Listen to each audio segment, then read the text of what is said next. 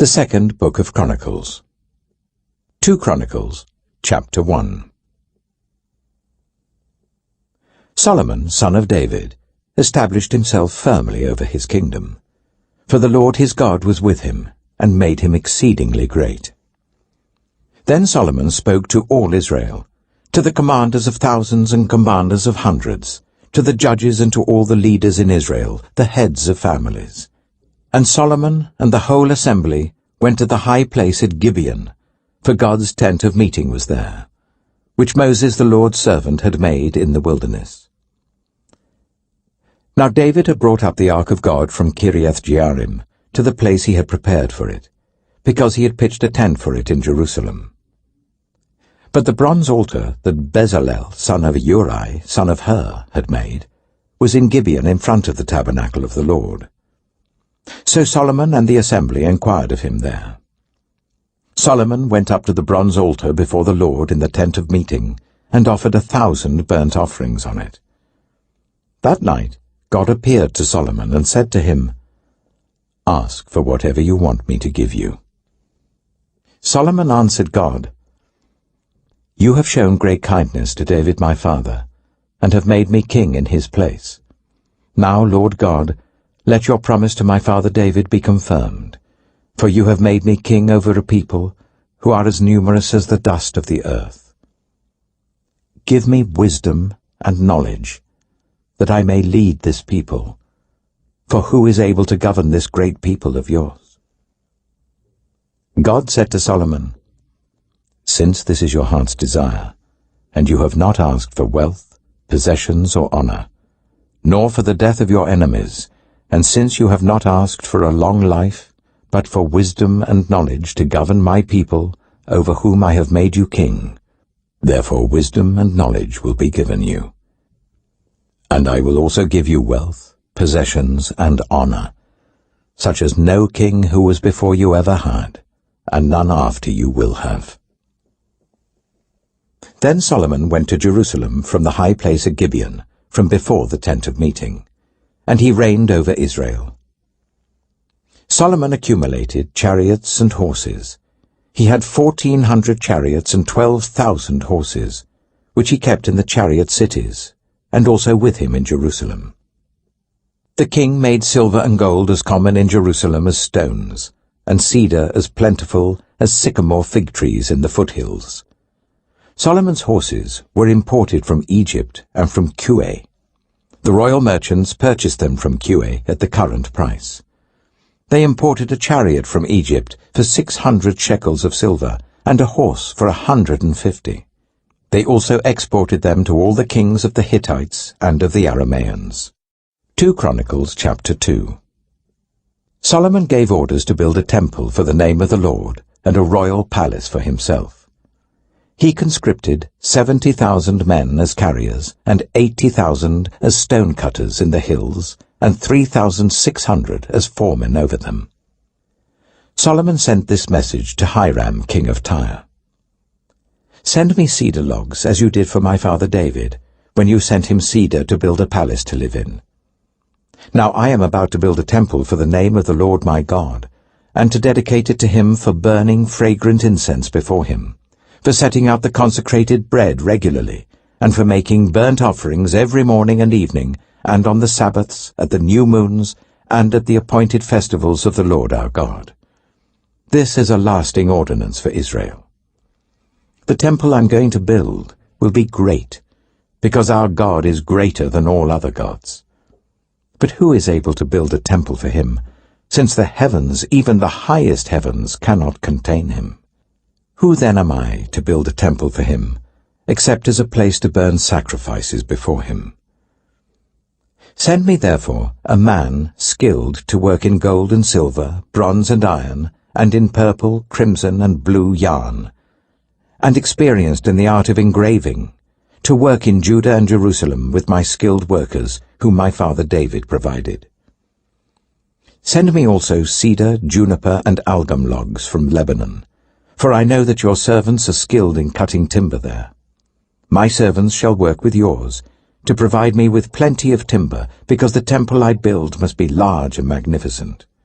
I will give your servants the woodsmen who cut the timber, 20,000 cors of ground wheat, 20,000 cors of barley, 20,000 baths of wine, and 20,000 baths of olive oil.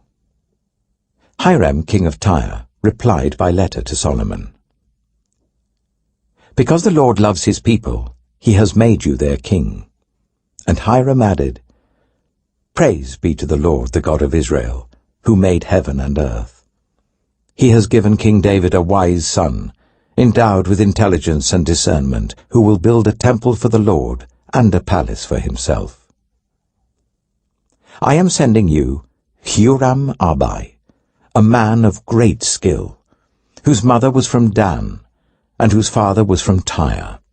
He is trained to work in gold and silver, bronze and iron, stone and wood, and with purple and blue and crimson yarn, and fine linen. He is experienced in all kinds of engraving, and can execute any design given to him. He will work with your skilled workers, and with those of my lord David your father. Now let my lord send his servants the wheat and barley and the olive oil and wine he promised, and we will cut all the logs from Lebanon that you need, and will float them as rafts by sea down to Joppa. You can then take them up to Jerusalem." Solomon took a census of all the foreigners residing in Israel, after the census his father David had taken. And they were found to be 153,600. He assigned 70,000 of them to be carriers, and 80,000 to be stone cutters in the hills, with 3,600 foremen over them to keep the people working. 2 Chronicles chapter 3. Then Solomon began to build the temple of the Lord in Jerusalem on Mount Moriah, where the Lord had appeared to his father David. It was on the threshing floor of Araunah the Jebusite, the place provided by David. He began building on the 2nd day of the 2nd month in the 4th year of his reign. The foundation Solomon laid for building the temple of God was 60 cubits long and 20 cubits wide, using the cubit of the old standard.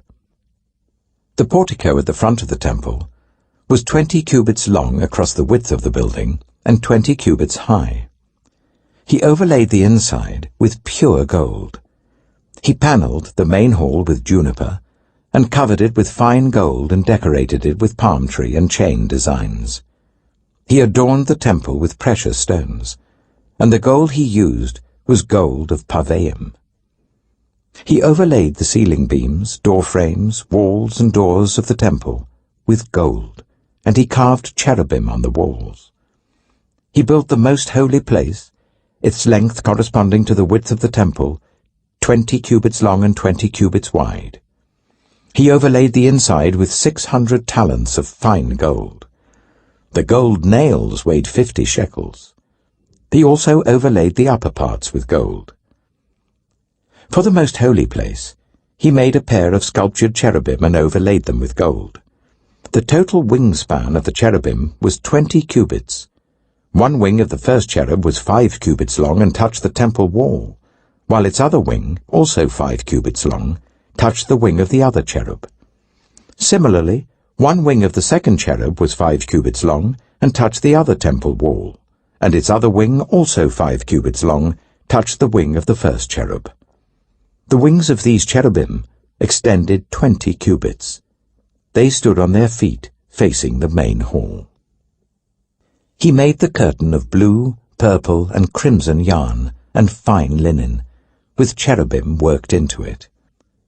For the front of the temple, he made 2 pillars, which together were 35 cubits long, each with a capital 5 cubits high. He made interwoven chains and put them on top of the pillars.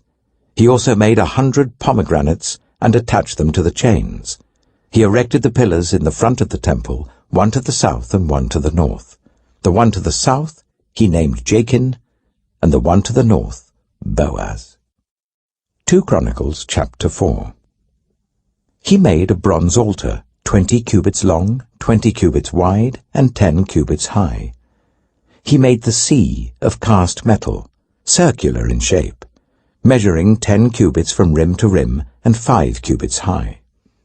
It took a line of 30 cubits to measure round it. Below the rim, figures of bulls encircled it, 10 to a cubit. The bulls were cast in 2 rows in one piece with the sea. The sea stood on 12 bulls, 3 facing north, 3 facing west, 3 facing south, and 3 facing east. The sea rested on top of them, and their hind quarters were towards the centre. It was a hand-breadth in thickness, and its rim was like the rim of a cup, like a lily blossom. It held 3,000 baths. He then made 10 basins for washing, and placed 5 on the south side and 5 on the north. In them the things to be used for the burnt offerings were rinsed, but the sea was to be used by the priests for washing. He made 10 gold lampstands according to the specifications for them, and placed them in the temple, 5 on the south side and 5 on the north. He made 10 tables and placed them in the temple, 5 on the south side and 5 on the north. He also made 100 gold sprinkling bowls. He made the courtyard of the priests, and the large court and the doors for the court, and overlaid the doors with bronze. He placed the sea on the south side, at the southeast corner. And Huram also made the pots and shovels and sprinkling bowls. So Huram finished the work he had undertaken for King Solomon in the temple of God. The 2 pillars, the 2 bowl-shaped capitals on top of the pillars, the 2 sets of network decorating the 2 bowl-shaped capitals on top of the pillars, the 400 pomegranates for the 2 sets of network, 2 rows of pomegranates for each network, decorating the bowl-shaped capitals on top of the pillars, the stands with their basins, the sea and the 12 bulls under it, the pots, shovels, meat forks, and all related articles. All the objects that Huram-Abi made for King Solomon for the temple of the Lord were of polished bronze. The king had them cast in clay molds in the plain of the Jordan between Succoth and Zarethan. All these things that Solomon made amounted to so much that the weight of the bronze could not be calculated. Solomon also made all the furnishings that were in God's temple, the golden altar, the tables on which was the bread of the presence, the lampstands of pure gold with their lamps, to burn in front of the inner sanctuary as prescribed, the gold floral work, and lamps and tongs. They were solid gold. The pure gold wick trimmers, sprinkling bowls, dishes, and censers, and the gold doors of the temple, the inner doors to the most holy place, and the doors of the main hall. 2 Chronicles chapter 5. When all the work Solomon had done for the temple of the Lord was finished, he brought in the things his father David had dedicated, the silver and gold and all the furnishings, and he placed them in the treasuries of God's temple. Then Solomon summoned to Jerusalem the elders of Israel, all the heads of the tribes and the chiefs of the Israelite families, to bring up the ark of the Lord's covenant from Zion, the city of David. And all the Israelites came together to the king at the time of the festival, in the 7th month. When all the elders of Israel had arrived, the Levites took up the ark, and they brought up the ark and the tent of meeting and all the sacred furnishings in it. The Levitical priests carried them up, and King Solomon and the entire assembly of Israel that had gathered about him were before the ark, sacrificing so many sheep and cattle that they could not be recorded or counted. The priests then brought the ark of the Lord's covenant to its place in the inner sanctuary of the temple, the most holy place, and put it beneath the wings of the cherubim. The cherubim spread their wings over the place of the ark and covered the ark and its carrying poles. These poles were so long that their ends, extending from the ark, could be seen from in front of the inner sanctuary, but not from outside the holy place, and they are still there today. There was nothing in the ark except the 2 tablets that Moses had placed in it at Horeb, where the Lord made a covenant with the Israelites after they came out of Egypt. The priests then withdrew from the holy place. All the priests who were there had consecrated themselves, regardless of their divisions. All the Levites who were musicians, Asaph, Heman, Jeduthun, and their sons and relatives, stood on the east side of the altar, dressed in fine linen and playing cymbals, harps, and lyres. They were accompanied by 120 priests sounding trumpets. The trumpeters and musicians joined in unison to give praise and thanks to the Lord.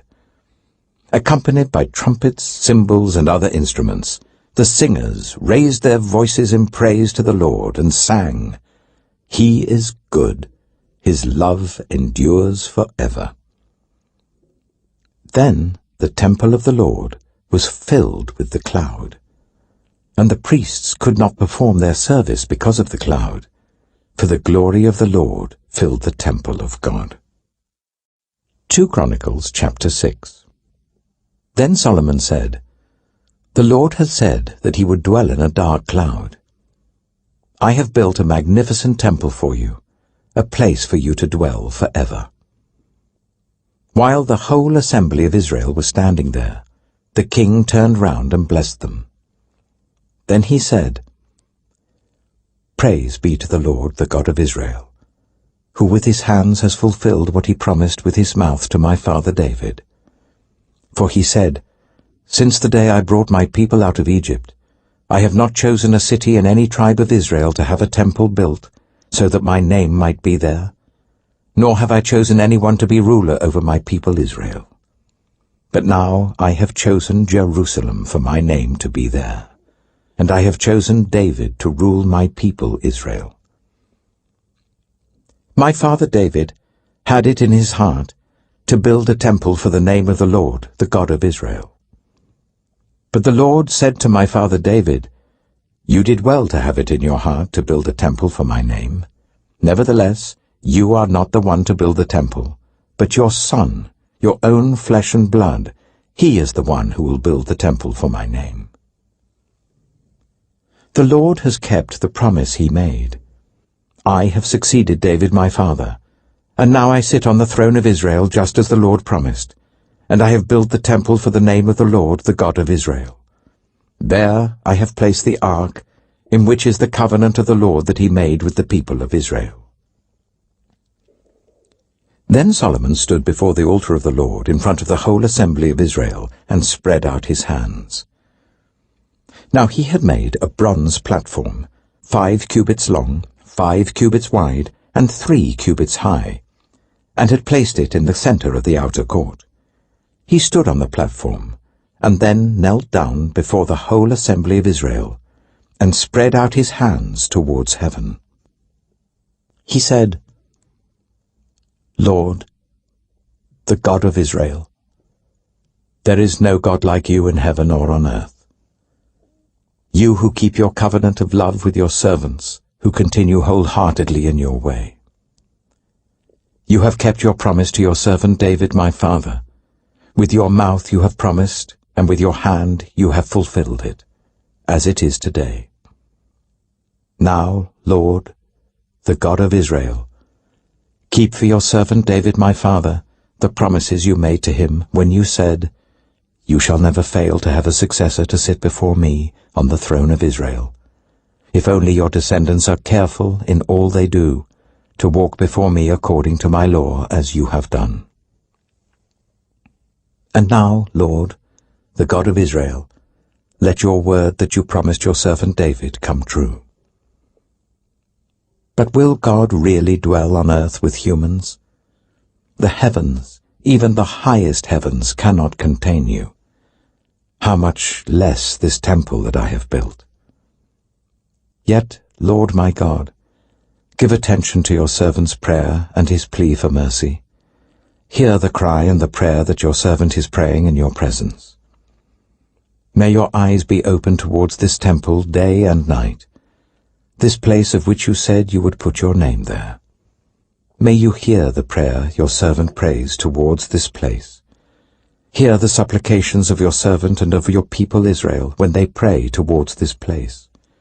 Hear from heaven, your dwelling place, and when you hear, forgive.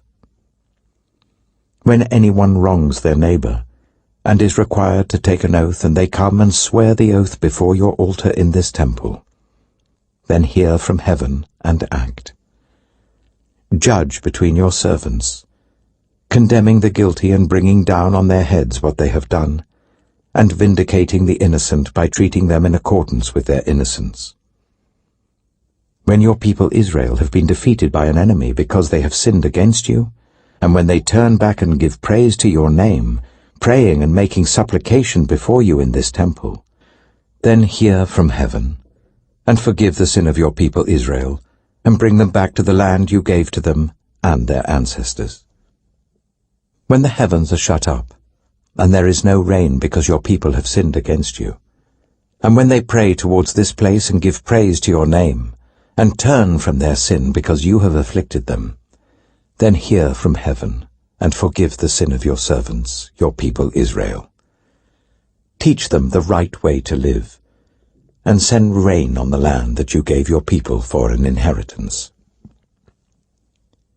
When famine or plague comes to the land, or blight or mildew, locusts or grasshoppers, or when enemies besiege them in any of their cities, whatever disaster or disease may come, and when a prayer or plea is made by anyone among your people Israel, being aware of their afflictions and pains, and spreading out their hands towards this temple, then hear from heaven, your dwelling place. Forgive, and deal with everyone according to all they do, since you know their hearts, for you alone know the human heart, so that they will fear you, and walk in obedience to you all the time they live in the land that you gave our ancestors. As for the foreigner, who does not belong to your people Israel, but has come from a distant land because of your great name and your mighty hand and your outstretched arm, when they come and pray towards this temple, then hear from heaven, your dwelling place. Do whatever the foreigner asks of you, so that all the peoples of the earth may know your name and fear you, as do your own people Israel, and may know that this house that I have built bears your name. When your people go to war against their enemies, wherever you send them, and when they pray to you towards this city you have chosen, and the temple I have built for your name, then hear from heaven their prayer and their plea, and uphold their cause. When they sin against you, for there is no one who does not sin, and you become angry with them and give them over to the enemy, who takes them captive to a land far away or near, and if they have a change of heart in the land where they are held captive, and repent, and plead with you in the land of their captivity, and say, We have sinned, we have done wrong, and acted wickedly. And if they turn back to you with all their heart and soul in the land of their captivity where they were taken, and pray towards the land that you gave their ancestors, towards the city you have chosen, and towards the temple that I have built for your name, then from heaven, your dwelling place, hear their prayer and their pleas, and uphold their cause, and forgive your people who have sinned against you. Now, my God, may your eyes be open and your ears attentive to the prayers offered in this place.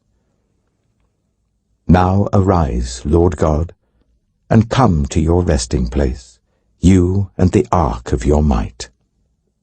May your priests, Lord God, be clothed with salvation.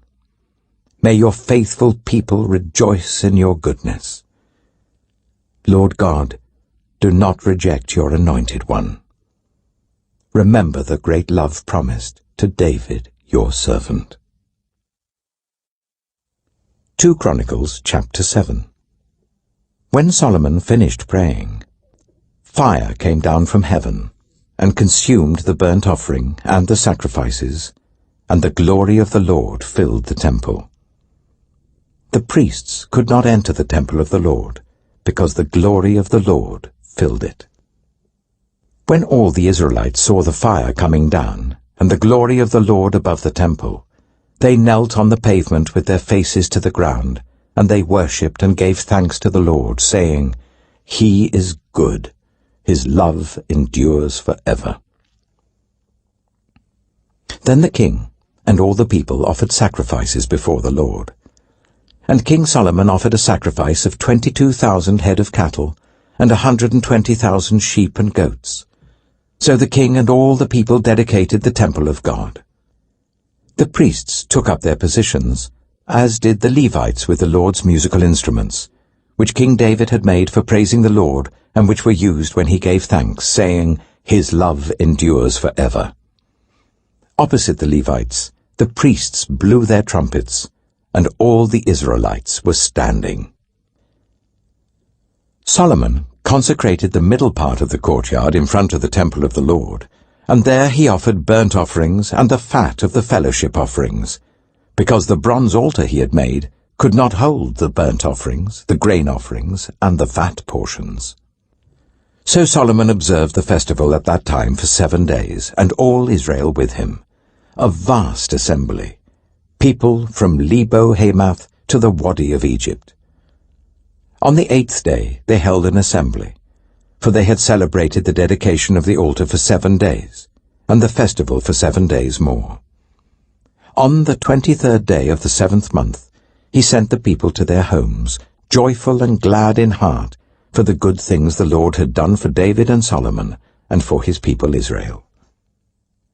When Solomon had finished the temple of the Lord, and the royal palace, and had succeeded in carrying out all he had in mind to do in the temple of the Lord and in his own palace, the Lord appeared to him at night and said, "I have heard your prayer, and have chosen this place for myself as a temple for sacrifices. When I shut up the heavens so that there is no rain, or command locusts to devour the land, or send a plague among my people, if my people, who are called by my name, will humble themselves and pray, and seek my face and turn from their wicked ways, then I will hear from heaven, and I will forgive their sin, and will heal their land. Now my eyes will be open and my ears attentive to the prayers offered in this place. I have chosen and consecrated this temple, so that my name may be there forever. My eyes and my heart will always be there. As for you, if you walk before me faithfully, as David your father did, and do all I command, and observe my decrees and laws, I will establish your royal throne as I covenanted with David your father when I said, 'You shall never fail to have a successor to rule over Israel.' But if you turn away and forsake the decrees and commands I have given you, and go off to serve other gods and worship them, then I will uproot Israel from my land, which I have given them, and will reject this temple which I have consecrated for my name. I will make it a byword and an object of ridicule among all peoples. This temple will become a heap of rubble. All who pass by will be appalled and say, 'Why has the Lord done such a thing to this land and to this temple?' People will answer, 'Because they have forsaken the Lord, the God of their ancestors, who brought them out of Egypt, and have embraced other gods, worshipping and serving them.' That is why he brought all this disaster on them." 2 Chronicles chapter 8. At the end of 20 years, during which Solomon built the temple of the Lord and his own palace, Solomon rebuilt the villages that Hiram had given him and settled Israelites in them. Solomon then went to Hamath-Zobah and captured it. He also built up Tadmor in the desert, and all the store cities he had built in Hamath. He rebuilt Upper Beth-horon and Lower Beth-horon as fortified cities, with walls and with gates and bars, as well as Baalath and all his store cities, and all the cities for his chariots and for his horses. Whatever he desired to build in Jerusalem, in Lebanon, and throughout all the territory that he ruled. There were still people left from the Hittites, Amorites, Perizzites, Hivites, and Jebusites. These people were not Israelites. Solomon conscripted the descendants of all these people remaining in the land, whom the Israelites had not destroyed, to serve as slave labor, as it is to this day. But Solomon did not make slaves of the Israelites for his work. They were his fighting men, commanders of his captains, and commanders of his chariots and charioteers.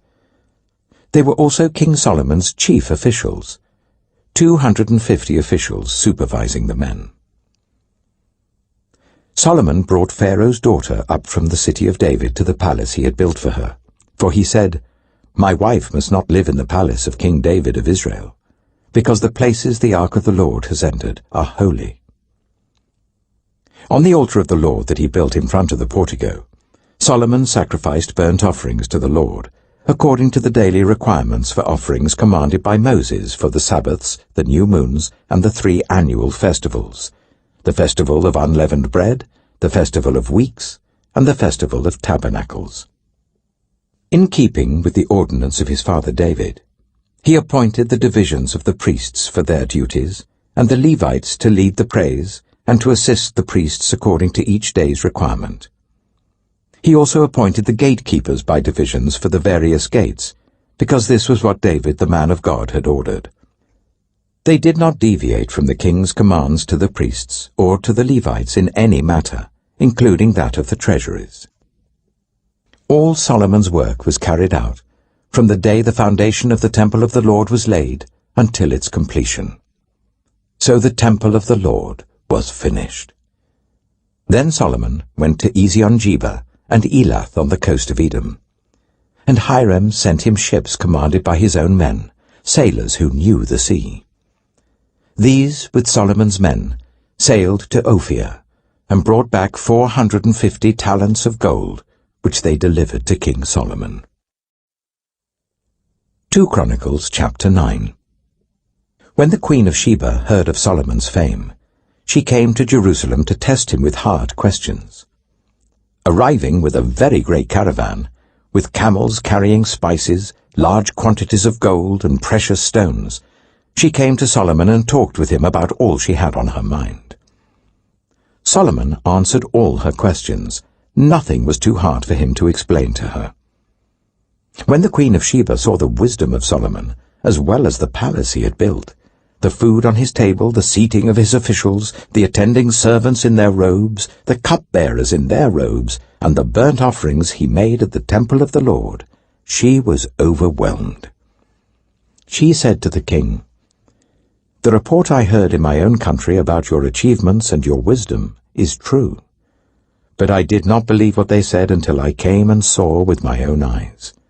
Indeed, not even half the greatness of your wisdom was told me. You have far exceeded the report I heard. How happy your people must be! How happy your officials, who continually stand before you and hear your wisdom! Praise be to the Lord your God, who has delighted in you and placed you on his throne as king to rule for the Lord your God. Because of the love of your God for Israel and his desire to uphold them forever, he has made you king over them, to maintain justice and righteousness."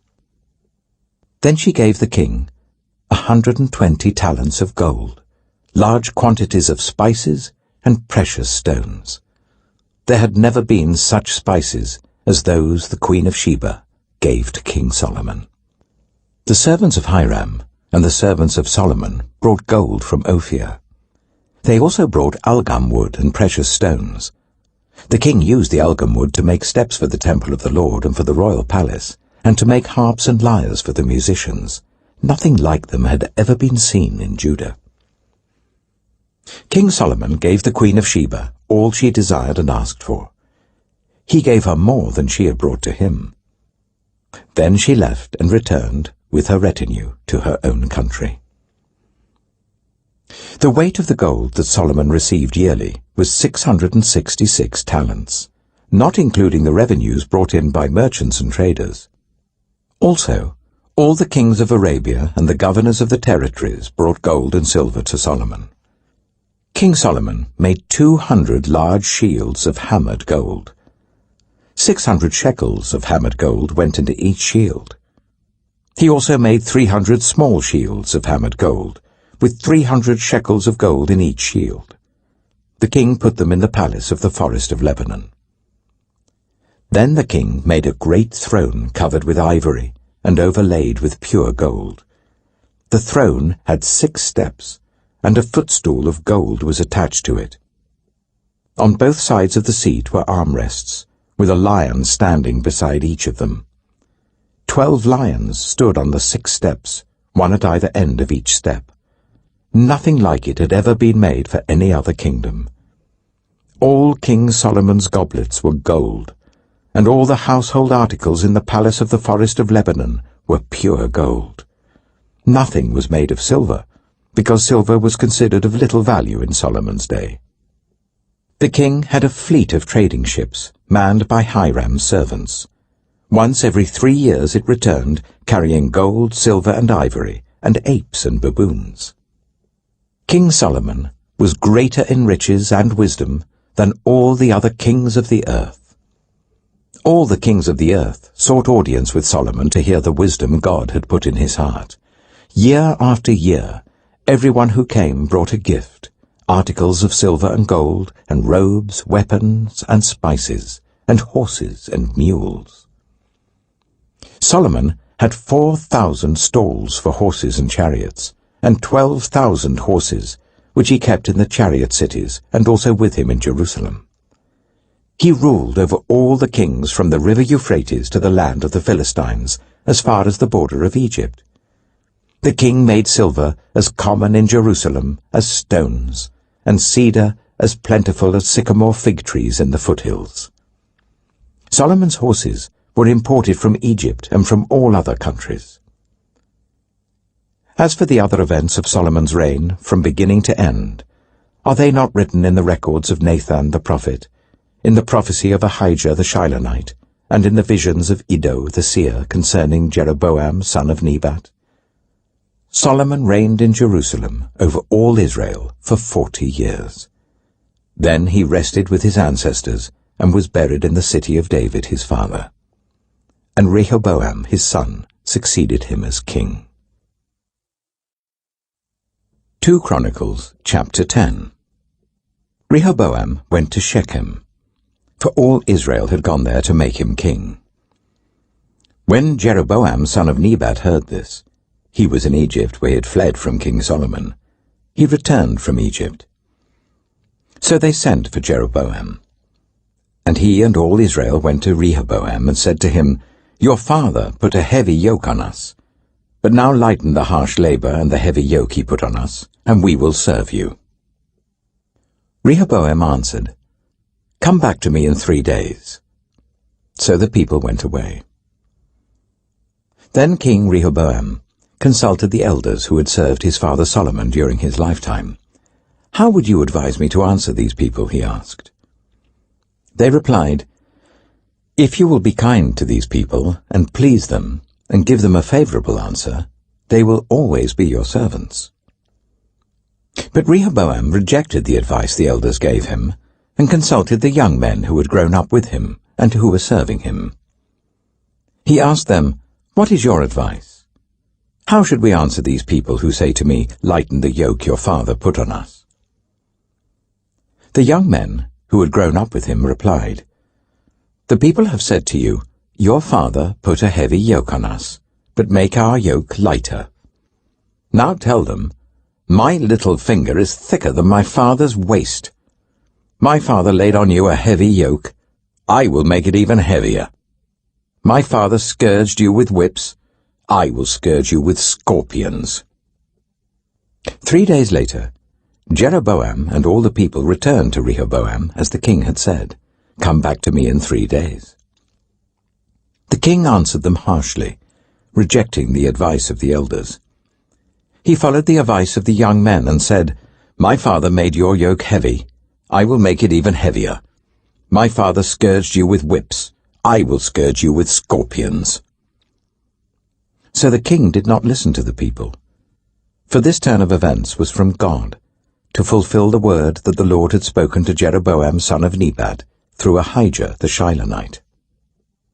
When all Israel saw that the king refused to listen to them, they answered the king, "What share do we have in David? What part in Jesse's son?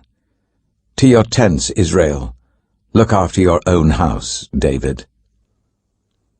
So all the Israelites went home. But as for the Israelites who were living in the towns of Judah, Rehoboam still ruled over them. King Rehoboam sent out Adoniram, who was in charge of forced labor. But the Israelites stoned him to death. King Rehoboam, however, managed to get into his chariot and escape to Jerusalem. So Israel has been in rebellion against the house of David to this day. 2 Chronicles chapter 11.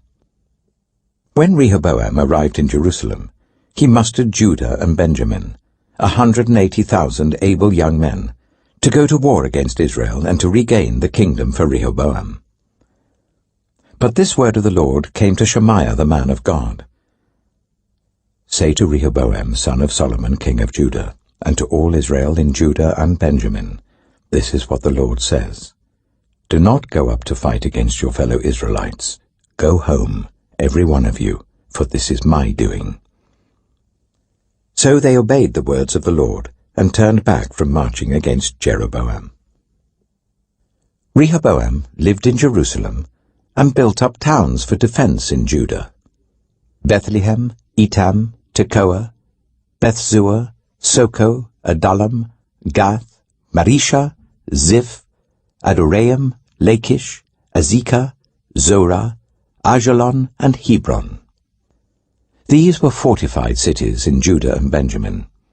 He strengthened their defenses and put commanders in them, with supplies of food, olive oil, and wine.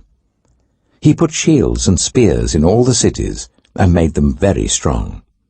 So Judah and Benjamin were his. The priests and Levites from all their districts throughout Israel sided with him.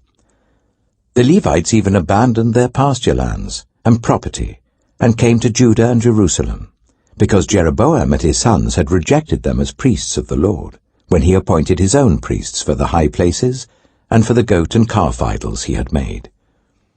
Those from every tribe of Israel, who set their hearts on seeking the Lord, the God of Israel, followed the Levites to Jerusalem to offer sacrifices to the Lord, the God of their ancestors.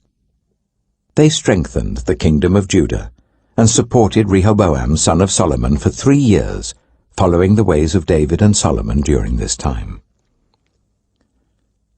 Rehoboam married Mahalath, who was the daughter of David's son Jerimoth, and Abihail, the daughter of Jesse's son Eliab. She bore him sons, Jeush, Shemariah, and Zaham. Then he married Maacah, daughter of Absalom, who bore him Abijah, Attai, Ziza, and Shelomith. Rehoboam loved Maacah, daughter of Absalom, more than any of his other wives and concubines. In all, he had 18 wives and 60 concubines, 28 sons, and 60 daughters. Rehoboam appointed Abijah, son of Maacah, as crown prince among his brothers, in order to make him king. He acted wisely, dispersing some of his sons throughout the districts of Judah and Benjamin, and to all the fortified cities. He gave them abundant provisions, and took many wives for them. 2 Chronicles chapter 12. After Rehoboam's position as king was established, and he had become strong, he and all Israel with him abandoned the law of the Lord. Because they had been unfaithful to the Lord, Shishak, king of Egypt, attacked Jerusalem in the 5th year of King Rehoboam. With 1,200 chariots and 60,000 horsemen, and the innumerable troops of Libyans, Suckites, and Cushites that came with him from Egypt, he captured the fortified cities of Judah and came as far as Jerusalem. Then the prophet Shemaiah came to Rehoboam and to the leaders of Judah who had assembled in Jerusalem for fear of Shishak, and he said to them, "This is what the Lord says. You have abandoned me, therefore I now abandon you to Shishak." The leaders of Israel and the king humbled themselves and said, "The Lord is just." When the Lord saw that they humbled themselves, this word of the Lord came to Shemaiah: "Since they have humbled themselves, I will not destroy them, but will soon give them deliverance. My wrath will not be poured out on Jerusalem through Shishak. They will, however, become subject to him, so that they may learn the difference between serving me and serving the kings of other lands." When Shishak, king of Egypt, attacked Jerusalem, he carried off the treasures of the temple of the Lord and the treasures of the royal palace. He took everything, including the gold shields that Solomon had made. So King Rehoboam made bronze shields to replace them, and assigned these to the commanders of the guard on duty at the entrance to the royal palace. Whenever the king went to the Lord's temple, the guards went with him bearing the shields, and afterwards they returned them to the guard-room. Because Rehoboam humbled himself, the Lord's anger turned from him, and he was not totally destroyed. Indeed, there was some good in Judah. King Rehoboam established himself firmly in Jerusalem and continued as king. He was 41 years old when he became king, and he reigned for 17 years in Jerusalem, the city the Lord had chosen out of all the tribes of Israel in which to put his name. His mother's name was Naamah. She was an Ammonite. He did evil because he had not set his heart on seeking the Lord. As for the events of Rehoboam's reign from beginning to end, are they not written in the records of Shemaiah the prophet and of Iddo the seer that deal with the genealogies? There was continual warfare between Rehoboam and Jeroboam. Rehoboam rested with his ancestors and was buried in the city of David, and Abijah his son succeeded him as king. 2 Chronicles chapter 13. In the 18th year of the reign of Jeroboam, Abijah became king of Judah, and he reigned in Jerusalem for 3 years. His mother's name was Maacah, a daughter of Uriel of Gibeah. There was war between Abijah and Jeroboam. Abijah went into battle with an army of 400,000 able fighting men, and Jeroboam drew up a battle line against him with 800,000 able troops. Abijah stood on Mount Zemaraim, in the hill country of Ephraim, and said, "Jeroboam and all Israel, listen to me. Don't you know that the Lord, the God of Israel, has given the kingship of Israel to David and his descendants forever by a covenant of salt? Yet Jeroboam, son of Nebat, an official of Solomon, son of David, rebelled against his master. Some worthless scoundrels gathered around him and opposed Rehoboam, son of Solomon, when he was young and indecisive and not strong enough to resist them. And now you plan to resist the kingdom of the Lord, which is in the hands of David's descendants. You are indeed a vast army, and have with you the golden calves that Jeroboam made to be your gods. But didn't you drive out the priests of the Lord, the sons of Aaron and the Levites, and make priests of your own as the peoples of other lands do? Whoever comes to consecrate himself with a young bull and 7 rams may become a priest of what are not gods. As for us, the Lord is our God, and we have not forsaken him. The priests who serve the Lord are sons of Aaron, and the Levites assist them. Every morning and evening they present burnt offerings and fragrant incense to the Lord. They set out the bread on the ceremonially clean table, and light the lamps on the gold lampstand every evening. We are observing the requirements of the Lord our God. But you have forsaken him. God is with us. He is our leader. His priests with their trumpets will sound the battle cry against you. People of Israel, do not fight against the Lord, the God of your ancestors, for you will not succeed." Now Jeroboam had sent troops round to the rear, so that while he was in front of Judah, the ambush was behind them. Judah turned and saw that they were being attacked at both front and rear. Then they cried out to the Lord. The priests blew their trumpets, and the men of Judah raised the battle cry. At the sound of their battle cry, God routed Jeroboam and all Israel before Abijah and Judah. The Israelites fled before Judah, and God delivered them into their hands. Abijah and his troops inflicted heavy losses on them, so that there were 500,000 casualties among Israel's able men. The Israelites were subdued on that occasion, and the people of Judah were victorious, because they relied on the Lord, the God of their ancestors. Abijah pursued Jeroboam, and took from him the towns of Bethel, Jeshanah, and Ephron, with their surrounding villages. Jeroboam did not regain power during the time of Abijah, and the Lord struck him down, and he died. But Abijah grew in strength. He married 14 wives, and had 22 sons and 16 daughters. The other events of Abijah's reign, what he did and what he said, are written in the annotations of the prophet Iddo.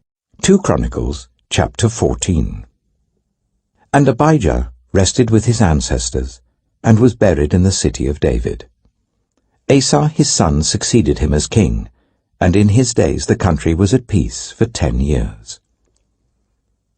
Asa did what was good and right in the eyes of the Lord his God. He removed the foreign altars and the high places, smashed the sacred stones, and cut down the Asherah poles.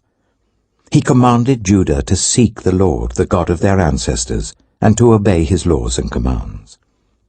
He removed the high places and incense altars in every town in Judah, and the kingdom was at peace under him.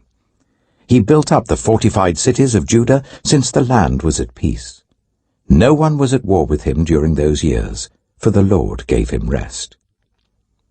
"Let us build up these towns," he said to Judah, "and put walls around them, with towers, gates, and bars. The land is still ours, because we have sought the Lord our God. We sought him, and he has given us rest on every side." So they built and prospered.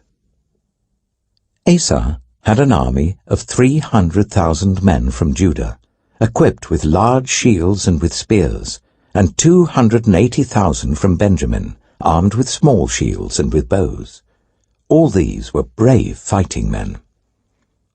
Zerah, the Cushite, marched out against them with an army of thousands upon thousands, and 300 chariots, and came as far as Mareshah. Asa went out to meet him, and they took up battle positions in the valley of Zephath, near Mareshah. Then Asa called to the Lord his God, and said, "Lord, there is no one like you to help the powerless against the mighty. Help us, Lord our God, for we rely on you, and in your name we have come against this vast army. Lord, you are our God. Do not let mere mortals prevail against you." The Lord struck down the Cushites before Asa and Judah. The Cushites fled, and Asa and his army pursued them as far as Jerah.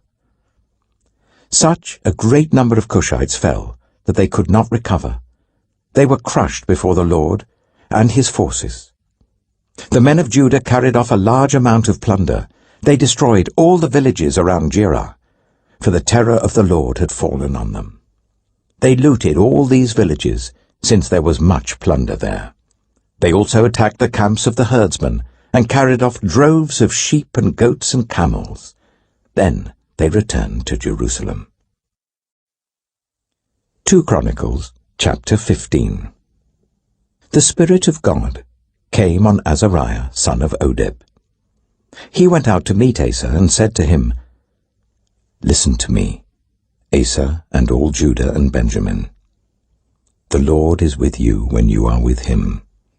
If you seek him, he will be found by you. But if you forsake him, he will forsake you. For a long time Israel was without the true God, without a priest to teach, and without the law. But in their distress they turned to the Lord, the God of Israel, and sought him, and he was found by them. In those days it was not safe to travel about, for all the inhabitants of the lands were in great turmoil. One nation was being crushed by another, and one city by another, because God was troubling them with every kind of distress. But as for you, be strong, and do not give up, for your work will be rewarded."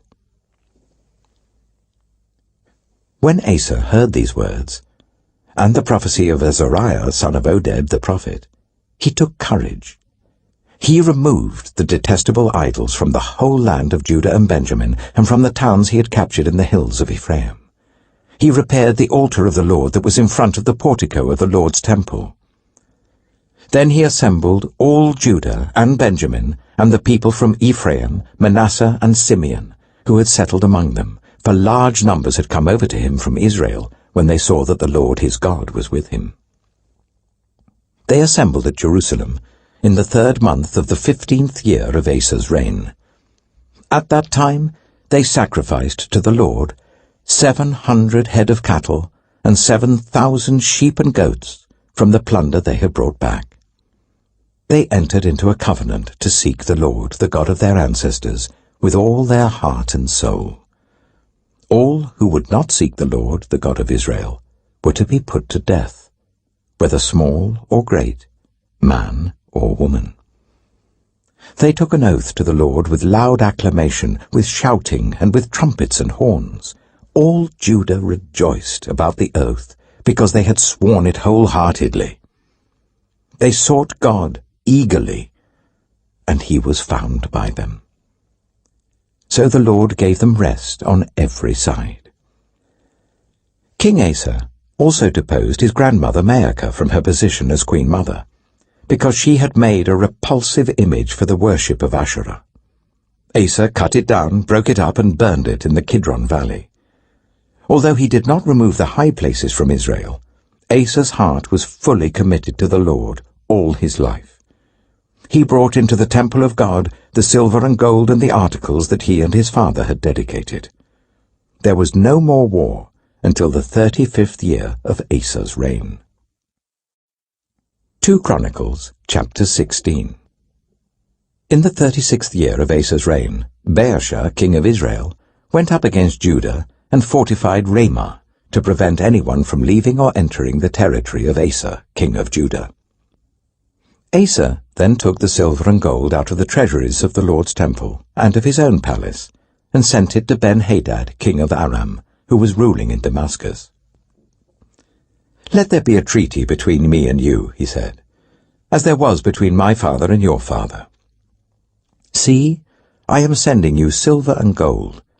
Now break your treaty with Baasha, king of Israel, so that he will withdraw from me." Ben-Hadad agreed with King Asa, and sent the commanders of his forces against the towns of Israel.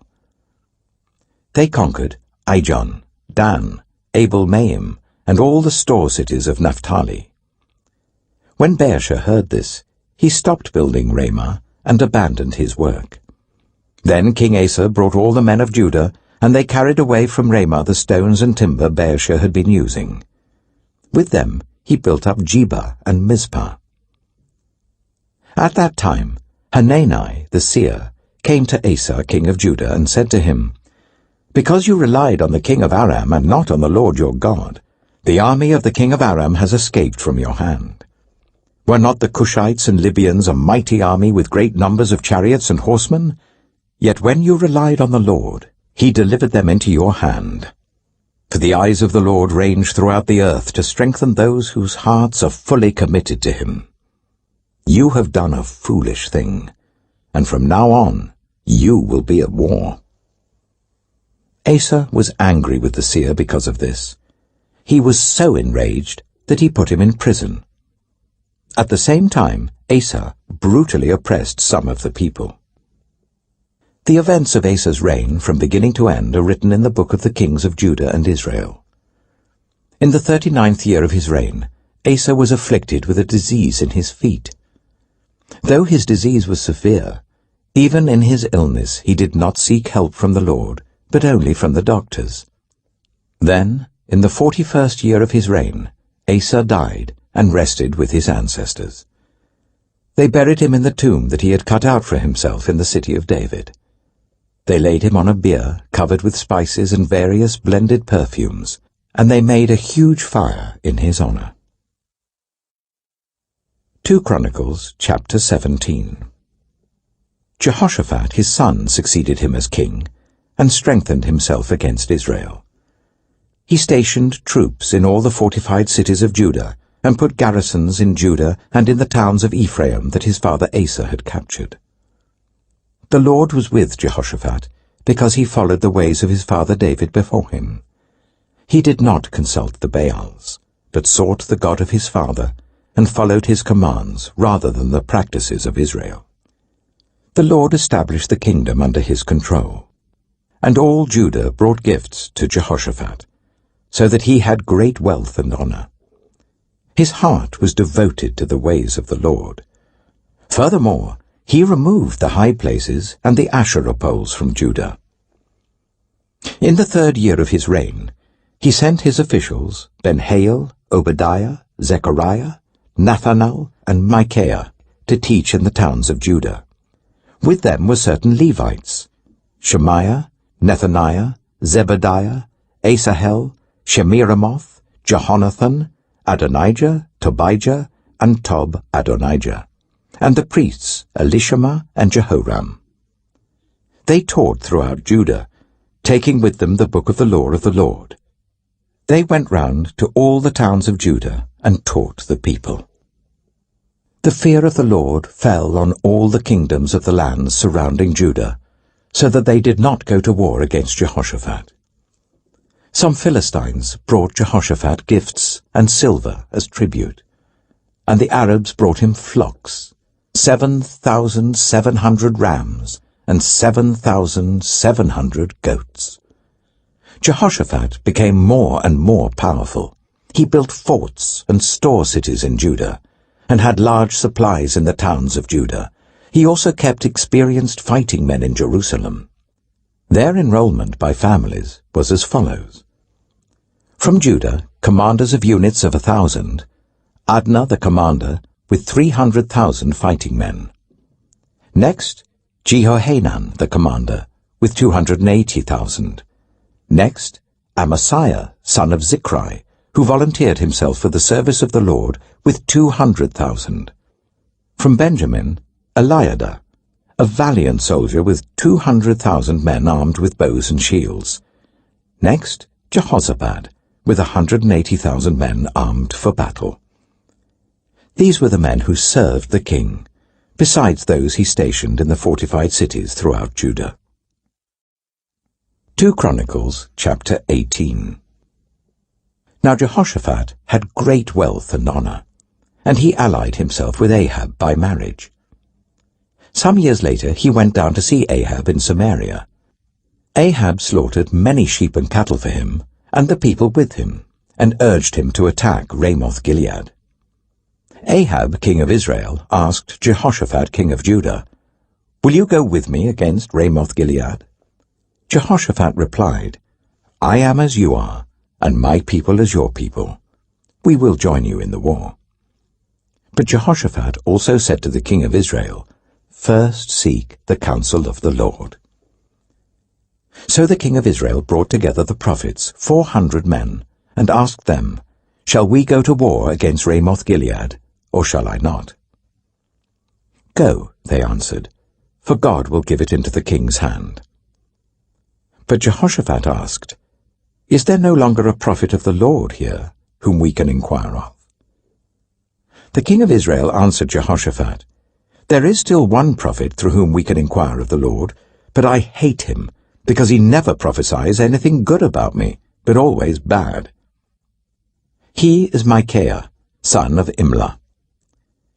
"The king should not say such a thing," Jehoshaphat replied. So the king of Israel called one of his officials and said, "Bring Micaiah, son of Imlah, at once." Dressed in their royal robes, the king of Israel and Jehoshaphat, king of Judah, were sitting on their thrones at the threshing floor by the entrance of the gate of Samaria, with all the prophets prophesying before them. Now Zedekiah, son of Kenaniah, had made iron horns, and he declared, "This is what the Lord says. With these you will gore the Arameans until they are destroyed." All the other prophets were prophesying the same thing. "Attack Ramoth-Gilead and be victorious," they said, "for the Lord will give it into the king's hand." The messenger who had gone to summon Micaiah said to him, "Look, the other prophets without exception are predicting success for the king. Let your word agree with theirs and speak favorably." But Micaiah said, "As surely as the Lord lives, I can tell him only what my God says." When he arrived, the king asked him, "Micaiah, shall we go to war against Ramoth-Gilead, or shall I not?" "Attack and be victorious," he answered, "for they will be given into your hand." The king said to him, "How many times must I make you swear to tell me nothing but the truth in the name of the Lord?" Then Micaiah answered, "I saw all Israel scattered on the hills like sheep without a shepherd. And the Lord said, 'These people have no master. Let each one go home in peace.'" The king of Israel said to Jehoshaphat, "Didn't I tell you that he never prophesies anything good about me, but only bad?" Micaiah continued, "Therefore hear the word of the Lord. I saw the Lord sitting on his throne, with all the multitudes of heaven standing on his right and on his left. And the Lord said, 'Who will entice Ahab, king of Israel, into attacking Ramoth-Gilead and going to his death there?'" One suggested this, and another that. Finally, a spirit came forward, stood before the Lord, and said, "I will entice him." "By what means?" the Lord asked. "I will go and be a deceiving spirit in the mouths of all his prophets," he said. "You will succeed in enticing him," said the Lord. "Go and do it." So now the Lord has put a deceiving spirit in the mouths of these prophets of yours. The Lord has decreed disaster for you. Then Zedekiah, son of Kenaniah, went up and slapped Micaiah in the face. "Which way did the Spirit from the Lord go when he went from me to speak to you?" he asked. Micaiah replied, "You will find out on the day you go to hide in an inner room." The king of Israel then ordered, "Take Micaiah, and send him back to Ammon, the ruler of the city, and to Joash, the king's son, and say, 'This is what the king says. Put this fellow in prison, and give him nothing but bread and water until I return safely.'" Micaiah declared, "If you ever return safely, the Lord has not spoken through me." Then he added, "Mark my words, all you people." So the king of Israel and Jehoshaphat, king of Judah, went up to Ramoth-Gilead. The king of Israel said to Jehoshaphat, "I will enter the battle in disguise, but you wear your royal robes."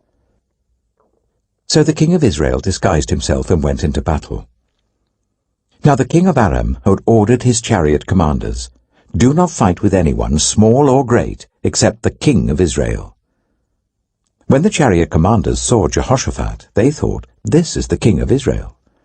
So they turned to attack him, but Jehoshaphat cried out, and the Lord helped him. God drew them away from him. For when the chariot commanders saw that he was not the king of Israel, they stopped pursuing him.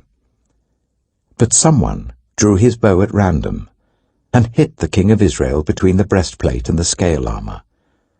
The king told the chariot driver, "Wheel around and get me out of the fighting. I've been wounded."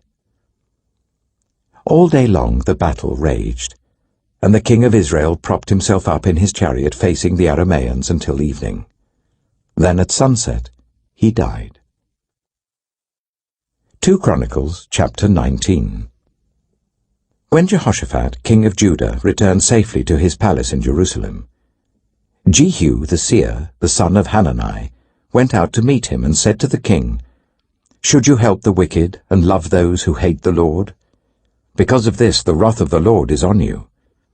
There is, however, some good in you, for you have rid the land of the Asherah poles, and have set your heart on seeking God."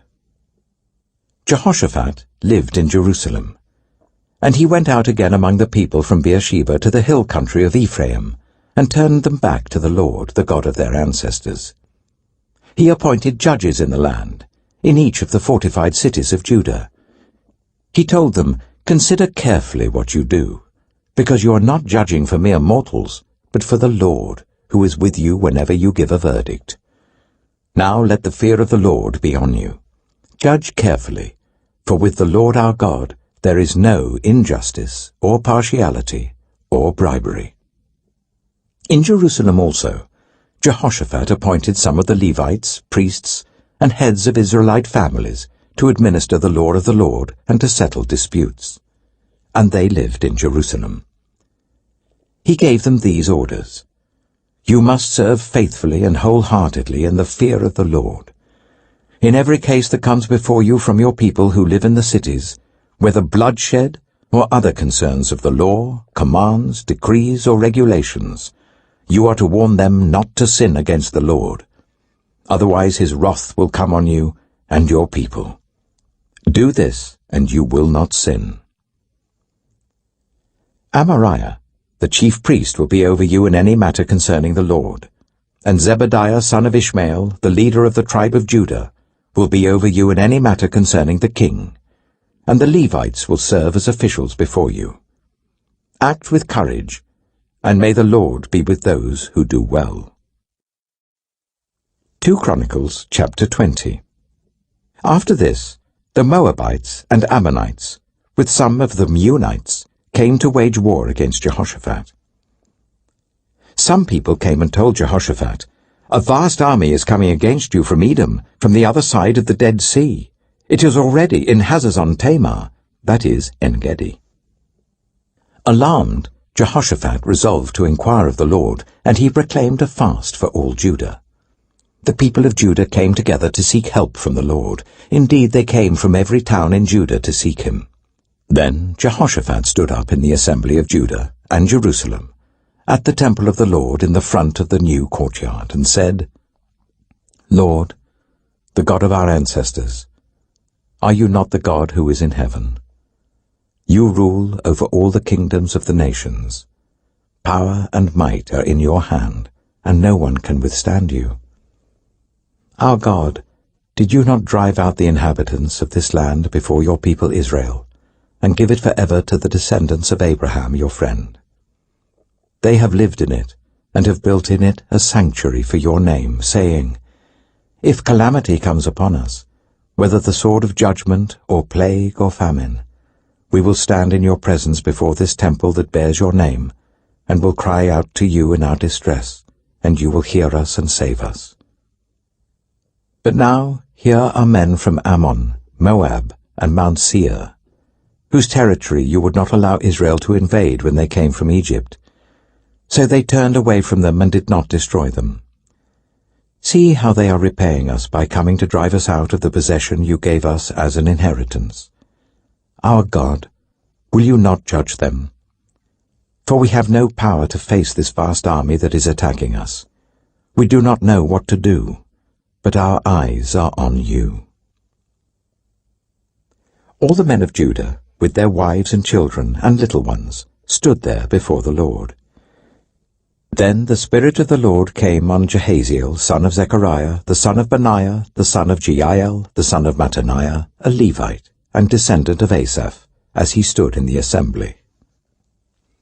He said, "Listen, King Jehoshaphat and all who live in Judah and Jerusalem.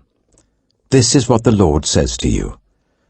Do not be afraid or discouraged because of this vast army, for the battle is not yours but God's. Tomorrow march down against them. They will be climbing up by the pass of Ziz, and you will find them at the end of the gorge in the desert of Jeruel. You will not have to fight this battle. Take up your positions, stand firm, and see the deliverance the Lord will give you, Judah and Jerusalem. Do not be afraid, do not be discouraged. Go out to face them tomorrow, and the Lord will be with you." Jehoshaphat bowed down with his face to the ground, and all the people of Judah and Jerusalem fell down in worship before the Lord. Then some Levites from the Kohathites and Korahites stood up and praised the Lord, the God of Israel, with a very loud voice. Early in the morning they left for the desert of Tekoa. As they set out, Jehoshaphat stood and said, "Listen to me, Judah and the people of Jerusalem. Have faith in the Lord your God, and you will be upheld. Have faith in his prophets, and you will be successful." After consulting the people, Jehoshaphat appointed men to sing to the Lord and to praise him for the splendor of his holiness, as they went out at the head of the army, saying, "Give thanks to the Lord, for his love endures forever." As they began to sing and praise, the Lord set ambushes against the men of Ammon and Moab and Mount Seir, who were invading Judah, and they were defeated. The Ammonites and Moabites rose up against the men from Mount Seir to destroy and annihilate them. After they finished slaughtering the men from Seir, they helped to destroy one another. When the men of Judah came to the place that overlooks the desert and looked towards the vast army, they saw only dead bodies lying on the ground. No one escaped. So Jehoshaphat and his men went to carry off their plunder, and they found among them a great amount of equipment and clothing, and also articles of value, more than they could take away. There was so much plunder that it took 3 days to collect it. On the 4th day they assembled in the valley of Barakah, where they praised the Lord. This is why it is called the valley of Barakah to this day. Then, led by Jehoshaphat, all the men of Judah and Jerusalem returned joyfully to Jerusalem, for the Lord had given them cause to rejoice over their enemies. They entered Jerusalem and went to the temple of the Lord with harps and lyres and trumpets. The fear of God came on all the surrounding kingdoms when they heard how the Lord had fought against the enemies of Israel, and the kingdom of Jehoshaphat was at peace, for his God had given him rest on every side. So Jehoshaphat reigned over Judah. He was 35 years old when he became king of Judah, and he reigned in Jerusalem for 25 years. His mother's name was Azubah, daughter of Shilhi. He followed the ways of his father Asa, and did not stray from them. He did what was right in the eyes of the Lord. The high places, however, were not removed, and the people still had not set their hearts on the God of their ancestors. The other events of Jehoshaphat's reign, from beginning to end, are written in the annals of Jehu, son of Hanani, which are recorded in the book of the kings of Israel. Later, Jehoshaphat, king of Judah, made an alliance with Ahaziah, king of Israel, whose ways were wicked. He agreed with him to construct a fleet of trading ships. After these were built at Ezion-Geber, Eleazar, son of Dodavahu of Mareshah, prophesied against Jehoshaphat, saying, "Because you have made an alliance with Ahaziah, the Lord will destroy what you have made." The ships were wrecked and were not able to set sail to trade. 2 Chronicles, chapter 21. Then Jehoshaphat rested with his ancestors, and was buried with them in the city of David. And Jehoram his son succeeded him as king. Jehoram's brothers, the sons of Jehoshaphat, were Azariah, Jehiel, Zechariah, Azariahu, Michael, and Shephatiah. All these were sons of Jehoshaphat, king of Israel. Their father had given them many gifts of silver and gold, and articles of value, as well as fortified cities in Judah. But he had given the kingdom to Jehoram, because he was his firstborn son. When Jehoram established himself firmly over his father's kingdom, he put all his brothers to the sword, along with some of the officials of Israel. Jehoram was 32 years old when he became king, and he reigned in Jerusalem for 8 years. He followed the ways of the kings of Israel, as the house of Ahab had done, for he married a daughter of Ahab. He did evil in the eyes of the Lord. Nevertheless, because of the covenant the Lord had made with David, the Lord was not willing to destroy the house of David. He had promised to maintain a lamp for him and his descendants forever. In the time of Jehoram, Edom rebelled against Judah and set up its own king. So Jehoram went there with his officers and all his chariots. The Edomites surrounded him and his chariot commanders, but he rose up and broke through by night. To this day, Edom has been in rebellion against Judah. Libnah revolted at the same time, because Jehoram had forsaken the Lord, the God of his ancestors. He had also built high places on the hills of Judah, and had caused the people of Jerusalem to prostitute themselves, and had led Judah astray. Jehoram received a letter from Elijah the prophet, which said, "This is what the Lord, the God of your father David, says. You have not followed the ways of your father Jehoshaphat, or of Asa, king of Judah. But you have followed the ways of the kings of Israel, and you have led Judah and the people of Jerusalem to prostitute themselves, just as the house of Ahab did. You have also murdered your own brothers, members of your own family, men who were better than you. So now the Lord is about to strike your people, your sons, your wives, and everything that is yours with a heavy blow.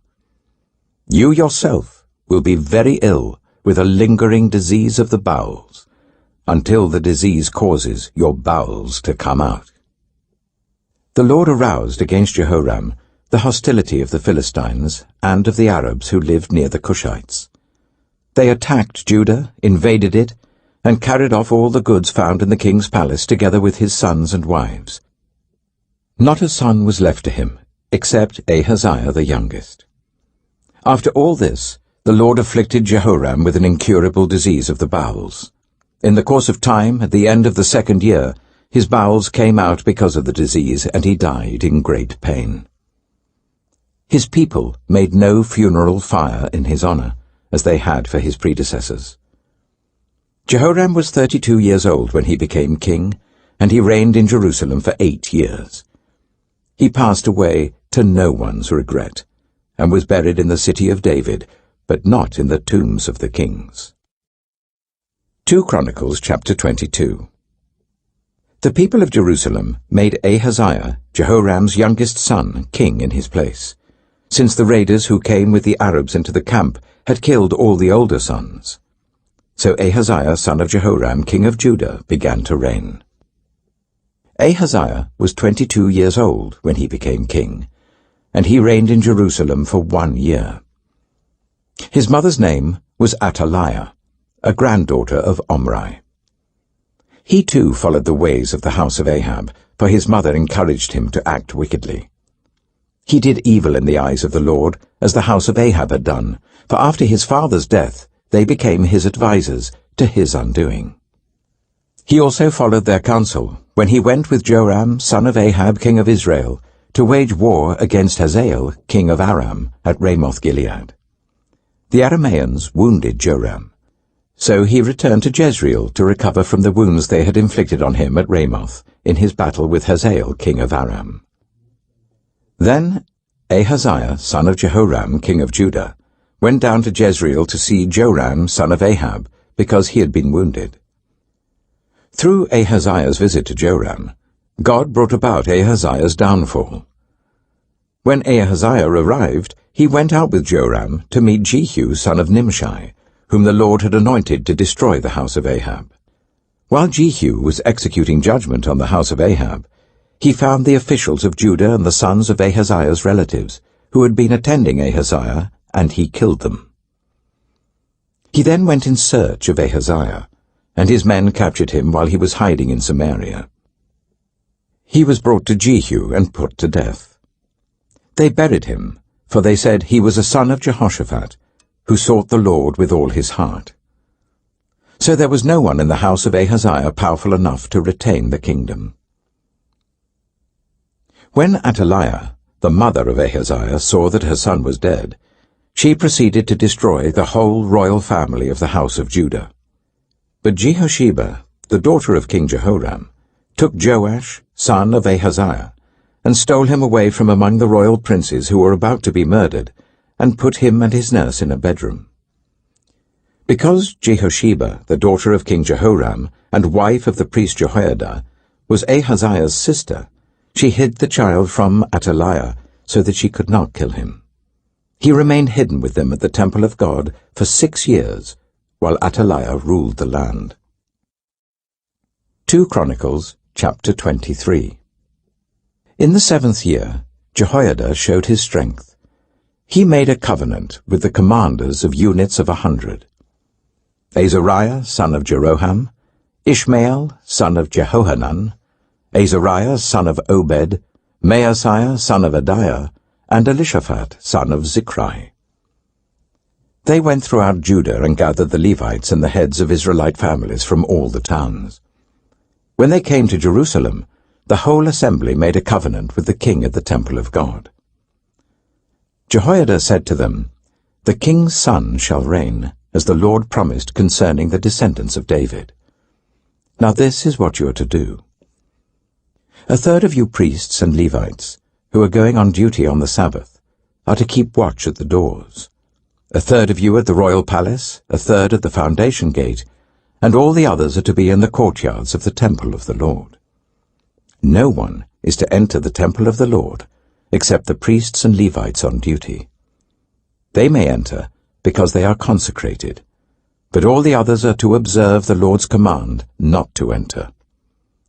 The Levites are to station themselves round the king, each with weapon in hand. Anyone who enters the temple is to be put to death. Stay close to the king wherever he goes.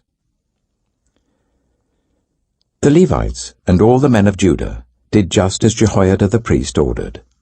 Each one took his men, those who were going on duty on the Sabbath and those who were going off duty, for Jehoiada the priest had not released any of the divisions. Then he gave the commanders of units of 100 the spears and the large and small shields that had belonged to King David and that were in the temple of God. He stationed all the men, each with his weapon in his hand, round the king, near the altar and the temple, from the south side to the north side of the temple. Jehoiada and his sons brought out the king's son and put the crown on him. They presented him with a copy of the covenant and proclaimed him king. They anointed him and shouted, "Long live the king!" When Athaliah heard the noise of the people, running and cheering the king, she went to them at the temple of the Lord.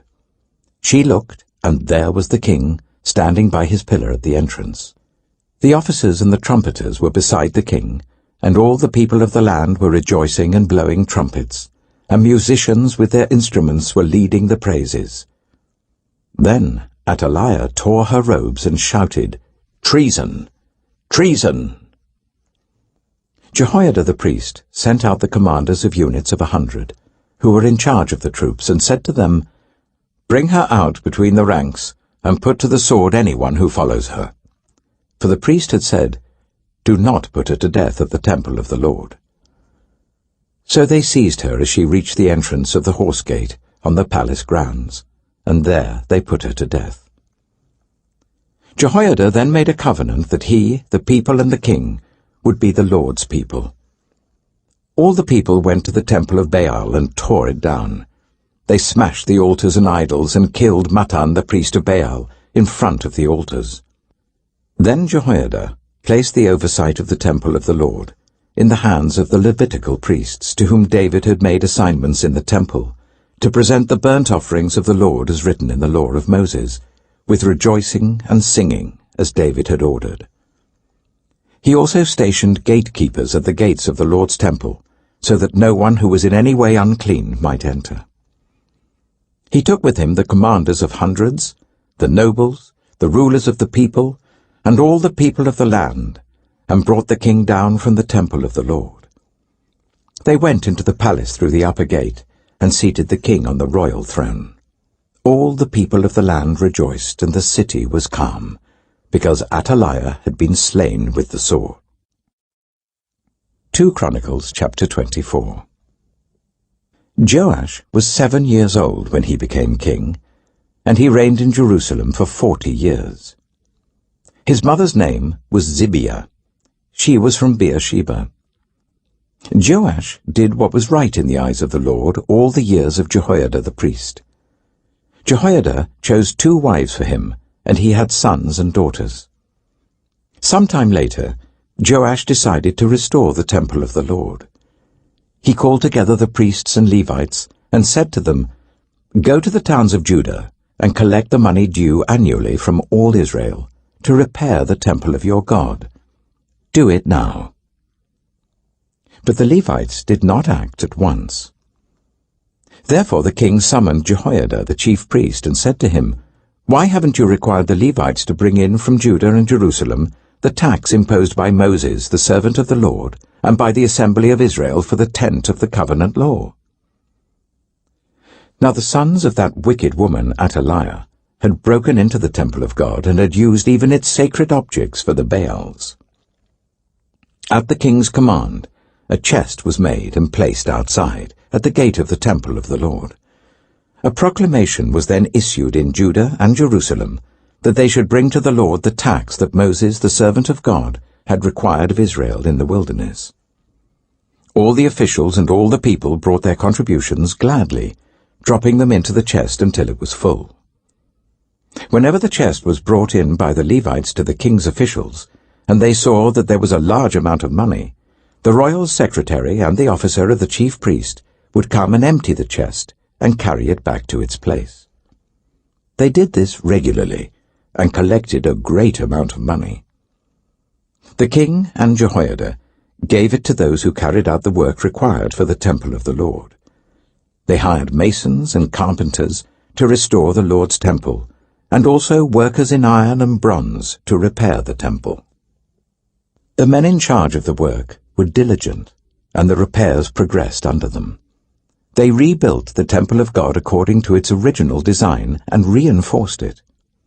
When they had finished, they brought the rest of the money to the king and Jehoiada, and with it were made articles for the Lord's temple, articles for the service and for the burnt offerings, and also dishes and other objects of gold and silver. As long as Jehoiada lived, burnt offerings were presented continually in the temple of the Lord. Now Jehoiada was old and full of years, and he died at the age of 130. He was buried with the kings in the city of David, because of the good he had done in Israel for God and his temple. After the death of Jehoiada, the officials of Judah came and paid homage to the king, and he listened to them. They abandoned the temple of the Lord, the God of their ancestors, and worshipped Asherah poles and idols. Because of their guilt, God's anger came on Judah and Jerusalem. Although the Lord sent prophets to the people to bring them back to him, and though they testified against them, they would not listen. Then the Spirit of God came on Zechariah son of Jehoiada the priest. He stood before the people and said, "This is what God says. Why do you disobey the Lord's commands? You will not prosper. Because you have forsaken the Lord, he has forsaken you." But they plotted against him, and by order of the king they stoned him to death in the courtyard of the Lord's temple. King Joash did not remember the kindness Zechariah's father Jehoiada had shown him, but killed his son, who said as he lay dying, "May the Lord see this and call you to account." At the turn of the year, the army of Aram marched against Joash. It invaded Judah and Jerusalem and killed all the leaders of the people. They sent all the plunder to their king in Damascus. Although the Aramean army had come with only a few men, the Lord delivered into their hands a much larger army. Because Judah had forsaken the Lord, the God of their ancestors, judgment was executed on Joash. When the Arameans withdrew, they left Joash severely wounded. His officials conspired against him for murdering the son of Jehoiada the priest, and they killed him in his bed. So he died, and was buried in the city of David, but not in the tombs of the kings. Those who conspired against him were Zabad, son of Shimeath, an Ammonite woman, and Jehozabad, son of Shimrith, a Moabite woman. The account of his sons, the many prophecies about him, and the record of the restoration of the temple of God are written in the annotations on the book of the kings. And Amaziah his son succeeded him as king. 2 Chronicles chapter 25. Amaziah was 25 years old when he became king, and he reigned in Jerusalem for 29 years. His mother's name was Jehoaddan. She was from Jerusalem. He did what was right in the eyes of the Lord, but not wholeheartedly. After the kingdom was firmly in his control, he executed the officials who had murdered his father the king.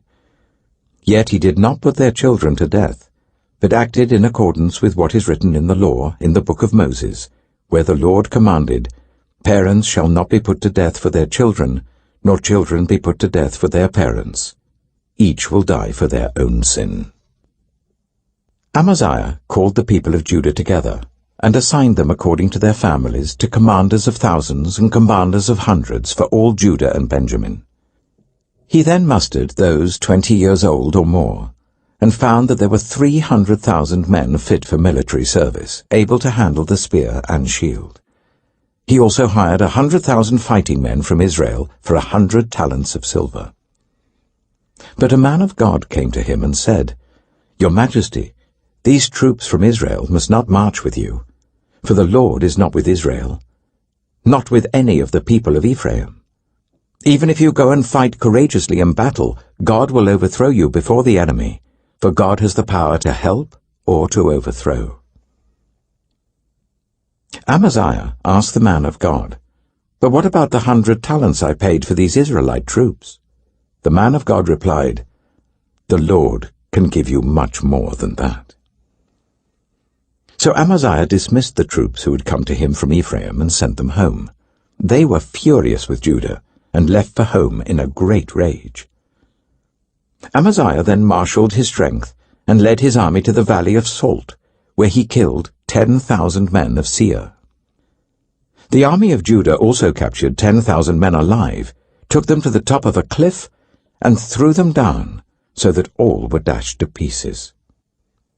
Meanwhile, the troops that Amaziah had sent back and had not allowed to take part in the war raided towns belonging to Judah, from Samaria to Beth-horon.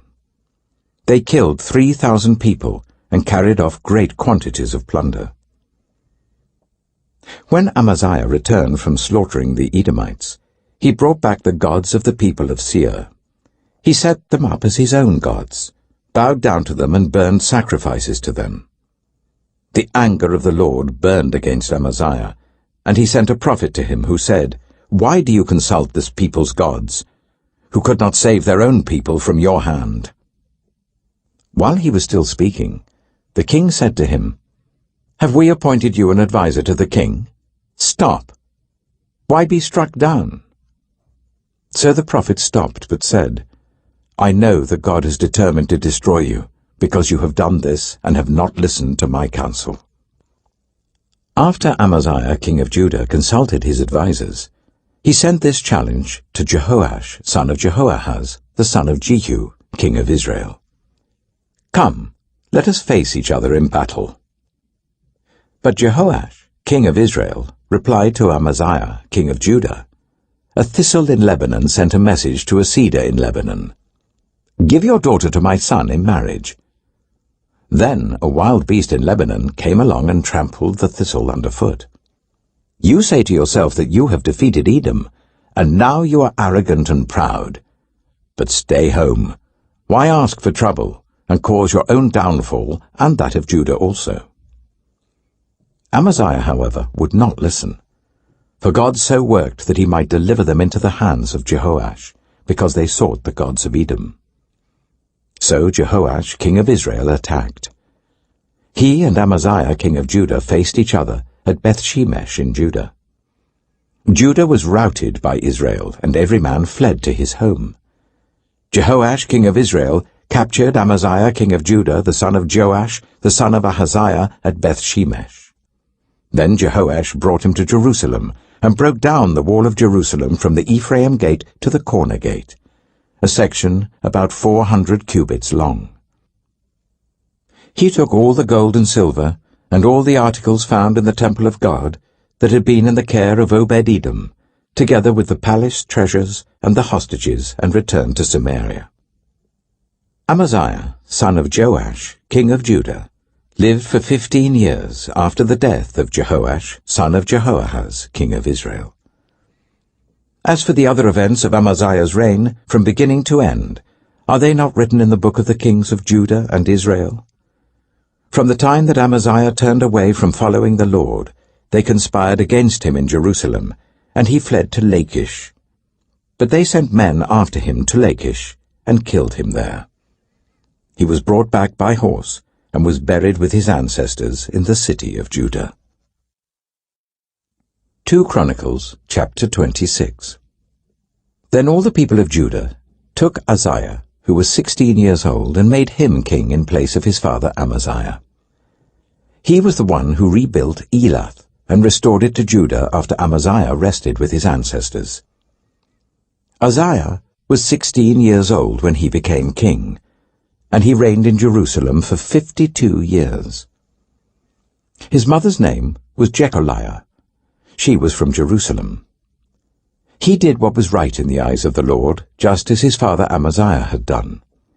He sought God during the days of Zechariah, who instructed him in the fear of God. As long as he sought the Lord, God gave him success. He went to war against the Philistines and broke down the walls of Gath, Jabneh, and Ashdod. He then rebuilt towns near Ashdod and elsewhere among the Philistines. God helped him against the Philistines and against the Arabs who lived in Gur-Baal and against the Meunites. The Ammonites brought tribute to Uzziah, and his fame spread as far as the border of Egypt, because he had become very powerful. Uzziah built towers in Jerusalem at the corner gate, at the valley gate, and at the angle of the wall, and he fortified them. He also built towers in the wilderness and dug many cisterns, because he had much livestock in the foothills and in the plain.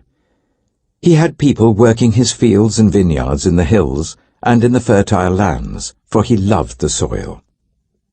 Uzziah had a well-trained army, ready to go out by divisions according to their numbers, as mustered by Jeiel, the secretary, and Maaseiah, the officer, under the direction of Hananiah, one of the royal officials. The total number of family leaders over the fighting men was 2,600. Under their command was an army of 307,500 men trained for war, a powerful force to support the king against his enemies. Uzziah provided shields, spears, helmets, coats of armor, bows and slingstones for the entire army. In Jerusalem, he made devices invented for use on the towers and on the corner defenses, so that soldiers could shoot arrows and hurl large stones from the walls. His fame spread far and wide, for he was greatly helped until he became powerful. But after Uzziah became powerful, his pride led to his downfall. He was unfaithful to the Lord his God, and entered the temple of the Lord to burn incense on the altar of incense. Azariah the priest, with 80 other courageous priests of the Lord, followed him in. They confronted King Uzziah, and said, "It is not right for you, Uzziah, to burn incense to the Lord. That is for the priests, the descendants of Aaron, who have been consecrated to burn incense. Leave the sanctuary, for you have been unfaithful, and you will not be honored by the Lord God." Uzziah, who had a censer in his hand ready to burn incense, became angry. While he was raging at the priests in their presence, before the incense altar in the Lord's temple, leprosy broke out on his forehead. When Azariah the chief priest and all the other priests looked at him, they saw that he had leprosy on his forehead, so they hurried him out. Indeed, he himself was eager to leave, because the Lord had afflicted him. King Uzziah had leprosy until the day he died. He lived in a separate house, leprous and excluded from the temple of the Lord. Jotham his son had charge of the palace and governed the people of the land. The other events of Uzziah's reign from beginning to end are recorded by the prophet Isaiah, son of Amoz. Uzziah rested with his ancestors and was buried near them in a cemetery that belonged to the kings, for people said he had leprosy. And Jotham his son succeeded him as king. 2 Chronicles chapter 27. Jotham was 25 years old when he became king, and he reigned in Jerusalem for 16 years. His mother's name was Jerusha, daughter of Zadok. He did what was right in the eyes of the Lord, just as his father Uzziah had done. But unlike him, he did not enter the temple of the Lord. The people, however, continued their corrupt practices. Jotham rebuilt the upper gate of the temple of the Lord and did extensive work on the wall at the hill of Ophel. He built towns in the hill country of Judah and forts and towers in the wooded areas. Jotham waged war against the king of the Ammonites and conquered them. That year the Ammonites paid him 100 talents of silver, 10,000 cors of wheat, and 10,000 cors of barley. The Ammonites brought him the same amount also in the second and third years. Jotham grew powerful because he walked steadfastly before the Lord his God. The other events in Jotham's reign, including all his wars and the other things he did, are written in the book of the kings of Israel and Judah. He was 25 years old when he became king, and he reigned in Jerusalem for 16 years. Jotham rested with his ancestors and was buried in the city of David, and Ahaz, his son, succeeded him as king. 2 Chronicles, chapter 28. Ahaz was 20 years old when he became king, and he reigned in Jerusalem for 16 years. Unlike David his father, he did not do what was right in the eyes of the Lord. He followed the ways of the kings of Israel, and also made idols for worshipping the Baals. He burned sacrifices in the valley of Ben-Hinnom, and sacrificed his children in the fire, engaging in the detestable practices of the nations that the Lord had driven out before the Israelites.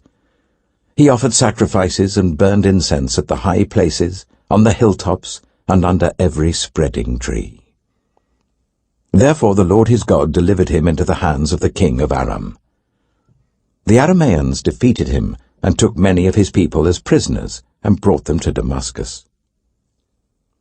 He was also given into the hands of the king of Israel, who inflicted heavy casualties on him.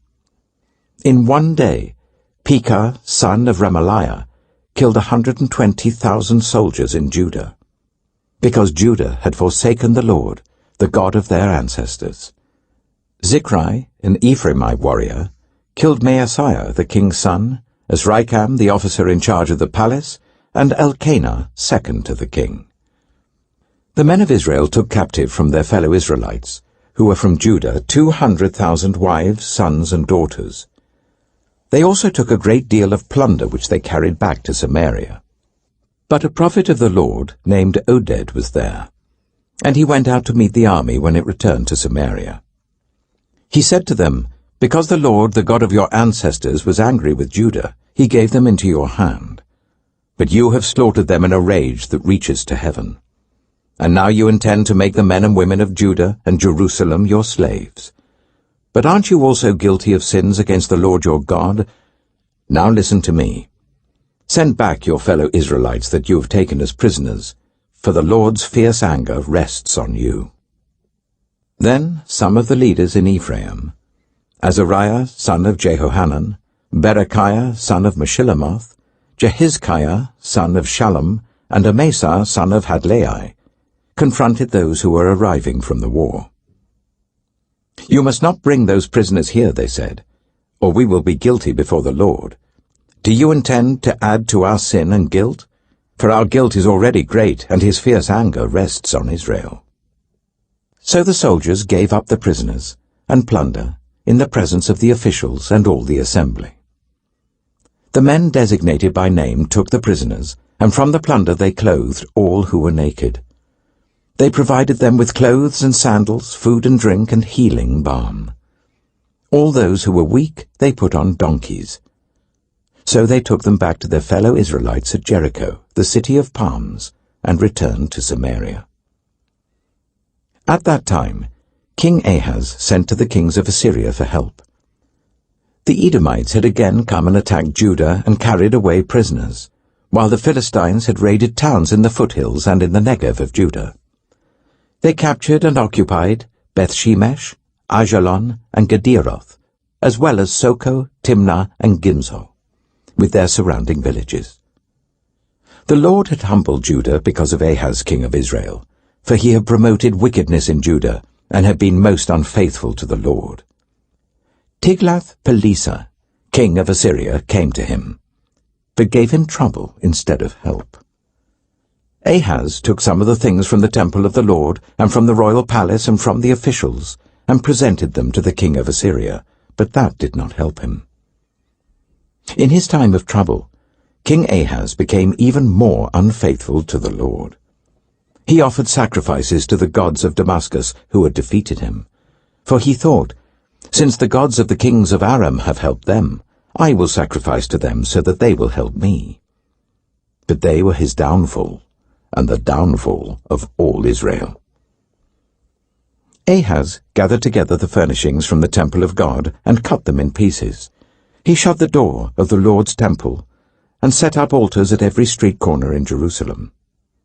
In every town in Judah he built high places to burn sacrifices to other gods and aroused the anger of the Lord, the God of his ancestors. The other events of his reign and all his ways from beginning to end are written in the book of the kings of Judah and Israel. Ahaz rested with his ancestors and was buried in the city of Jerusalem, but he was not placed in the tombs of the kings of Israel. And Hezekiah, his son, succeeded him as king. 2 Chronicles chapter 29. Hezekiah was 25 years old when he became king, and he reigned in Jerusalem for 29 years. His mother's name was Abijah, daughter of Zechariah. He did what was right in the eyes of the Lord, just as his father David had done. In the first month of the first year of his reign, he opened the doors of the temple of the Lord and repaired them. He brought in the priests and Levites, assembled them in the square on the east side, and said, "Listen to me, Levites. Consecrate yourselves now, and consecrate the temple of the Lord, the God of your ancestors. Remove all defilement from the sanctuary. Our parents were unfaithful. They did evil in the eyes of the Lord our God and forsook him. They turned their faces away from the Lord's dwelling place and turned their backs on him. They also shut the doors of the portico and put out the lamps. They did not burn incense or present any burnt offerings at the sanctuary to the God of Israel. Therefore, the anger of the Lord has fallen on Judah and Jerusalem. He has made them an object of dread and horror and scorn, as you can see with your own eyes. This is why our fathers have fallen by the sword, and why our sons and daughters and our wives are in captivity. Now I intend to make a covenant with the Lord, the God of Israel, so that his fierce anger will turn away from us. My sons, do not be negligent now, for the Lord has chosen you to stand before him and serve him, to minister before him, and to burn incense." Then these Levites set to work. From the Kohathites, Mahath, son of Amasai, and Joel, son of Azariah. From the Merarites, Kish, son of Abdi, and Azariah, son of Jehalalel. From the Gershonites, Joah, son of Zimmah, and Eden, son of Joah. From the descendants of Elizaphan, Shimri and Jeiel. From the descendants of Asaph, Zechariah and Mattaniah. From the descendants of Heman, Jehiel and Shimei. From the descendants of Jeduthun, Shemaiah and Aziel. When they had assembled their fellow Levites and consecrated themselves, they went in to purify the temple of the Lord as the king had ordered, following the word of the Lord. The priests went into the sanctuary of the Lord to purify it. They brought out to the courtyard of the Lord's temple everything unclean that they found in the temple of the Lord. The Levites took it and carried it out to the Kidron Valley. They began the consecration on the first day of the first month, and by the 8th day of the month they reached the portico of the Lord. For 8 more days they consecrated the temple of the Lord itself, finishing on the 16th day of the first month. Then they went in to King Hezekiah and reported, "We have purified the entire temple of the Lord, the altar of burnt offering with all its utensils, and the table for setting out the consecrated bread with all its articles. We have prepared and consecrated all the articles that King Ahaz removed in his unfaithfulness while he was king. They are now in front of the Lord's altar." Early next morning, King Hezekiah gathered the city officials together and went up to the temple of the Lord. They brought 7 bulls, 7 rams, 7 male lambs, and 7 male goats as a sin offering for the kingdom, for the sanctuary, and for Judah. The king commanded the priests, the descendants of Aaron, to offer these on the altar of the Lord. So they slaughtered the bulls, and the priests took the blood and splashed it against the altar. Next, they slaughtered the rams, and splashed their blood against the altar. Then they slaughtered the lambs, and splashed their blood against the altar. The goats for the sin offering were brought before the king and the assembly, and they laid their hands on them. The priests then slaughtered the goats, and presented their blood on the altar, for a sin offering to atone for all Israel, because the king had ordered the burnt offering and the sin offering for all Israel. He stationed the Levites in the temple of the Lord with cymbals, harps, and lyres in the way prescribed by David and Gad the king's seer, and Nathan the prophet. This was commanded by the Lord through his prophets. So the Levites stood ready with David's instruments, and the priests with their trumpets. Hezekiah gave the order to sacrifice the burnt offering on the altar. As the offering began, singing to the Lord began also, accompanied by trumpets and the instruments of David, king of Israel. The whole assembly bowed in worship, while the musicians played and the trumpets sounded. All this continued until the sacrifice of the burnt offering was completed. When the offerings were finished, the king and everyone present with him knelt down and worshipped. King Hezekiah and his officials ordered the Levites to praise the Lord with the words of David and of Asaph the seer. So they sang praises with gladness and bowed down and worshipped. Then Hezekiah said, "You have now dedicated yourselves to the Lord. Come and bring sacrifices and thank offerings to the temple of the Lord." So the assembly brought sacrifices and thank offerings, and all whose hearts were willing brought burnt offerings. The number of burnt offerings the assembly brought was 70 bulls, 100 rams, and 200 male lambs, all of them for burnt offerings to the Lord. The animals consecrated as sacrifices amounted to 600 bulls and 3,000 sheep and goats. The priests, however, were too few to skin all the burnt offerings, so their relatives the Levites helped them until the task was finished, and until other priests had been consecrated, for the Levites had been more conscientious in consecrating themselves than the priests had been. There were burnt offerings in abundance, together with the fat of the fellowship offerings and the drink offerings that accompanied the burnt offerings. So the service of the temple of the Lord was re-established. Hezekiah and all the people rejoiced at what God had brought about for his people, because it was done so quickly. 2 Chronicles, chapter 30. Hezekiah sent word to all Israel and Judah, and also wrote letters to Ephraim and Manasseh, inviting them to come to the temple of the Lord in Jerusalem and celebrate the Passover to the Lord, the God of Israel. The king and his officials and the whole assembly in Jerusalem decided to celebrate the Passover in the 2nd month. They had not been able to celebrate it at the regular time, because not enough priests had consecrated themselves and the people had not assembled in Jerusalem. The plan seemed right, both to the king and to the whole assembly. They decided to send a proclamation throughout Israel from Beersheba to Dan, calling the people to come to Jerusalem and celebrate the Passover to the Lord, the God of Israel. It had not been celebrated in large numbers according to what was written. At the king's command, couriers went throughout Israel and Judah with letters from the king and from his officials, which read, "People of Israel, return to the Lord, the God of Abraham, Isaac, and Israel, that he may return to you who are left, who have escaped from the hand of the kings of Assyria.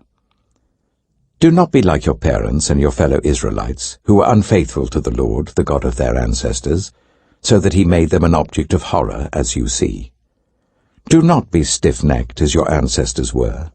Submit to the Lord. Come to his sanctuary, which he has consecrated forever. Serve the Lord your God, so that his fierce anger will turn away from you. If you return to the Lord, then your fellow Israelites and your children will be shown compassion by their captors, and will return to this land. For the Lord your God is gracious and compassionate. He will not turn his face from you if you return to him." The couriers went from town to town in Ephraim and Manasseh, as far as Zebulun, but people scorned and ridiculed them. Nevertheless, some from Asher, Manasseh, and Zebulun humbled themselves and went to Jerusalem. Also in Judah the hand of God was on the people to give them unity of mind, to carry out what the king and his officials had ordered, following the word of the Lord. A very large crowd of people assembled in Jerusalem to celebrate the festival of unleavened bread in the 2nd month. They removed the altars in Jerusalem and cleared away the incense altars and threw them into the Kidron Valley. They slaughtered the Passover lamb on the 14th day of the 2nd month. The priests and the Levites were ashamed and consecrated themselves and brought burnt offerings to the temple of the Lord. Then they took up their usual positions, as prescribed in the law of Moses, the man of God. The priests splashed against the altar the blood handed to them by the Levites. Since many in the crowd had not consecrated themselves, the Levites had to kill the Passover lambs for all those who were not ceremonially clean and could not consecrate their lambs to the Lord. Although most of the many people who came from Ephraim, Manasseh, Issachar, and Zebulun had not purified themselves, yet they ate the Passover contrary to what was written. But Hezekiah prayed for them, saying, "May the Lord who is good pardon everyone who sets their heart on seeking God, the Lord, the God of their ancestors, even if they are not clean according to the rules of the sanctuary." And the Lord heard Hezekiah and healed the people.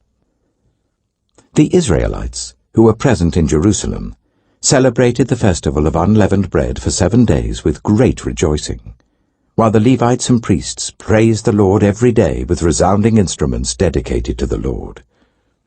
Hezekiah spoke encouragingly to all the Levites, who showed good understanding of the service of the Lord. For the 7 days they ate their assigned portion and offered fellowship offerings and praised the Lord, the God of their ancestors. The whole assembly then agreed to celebrate the festival 7 more days, so for another 7 days they celebrated joyfully.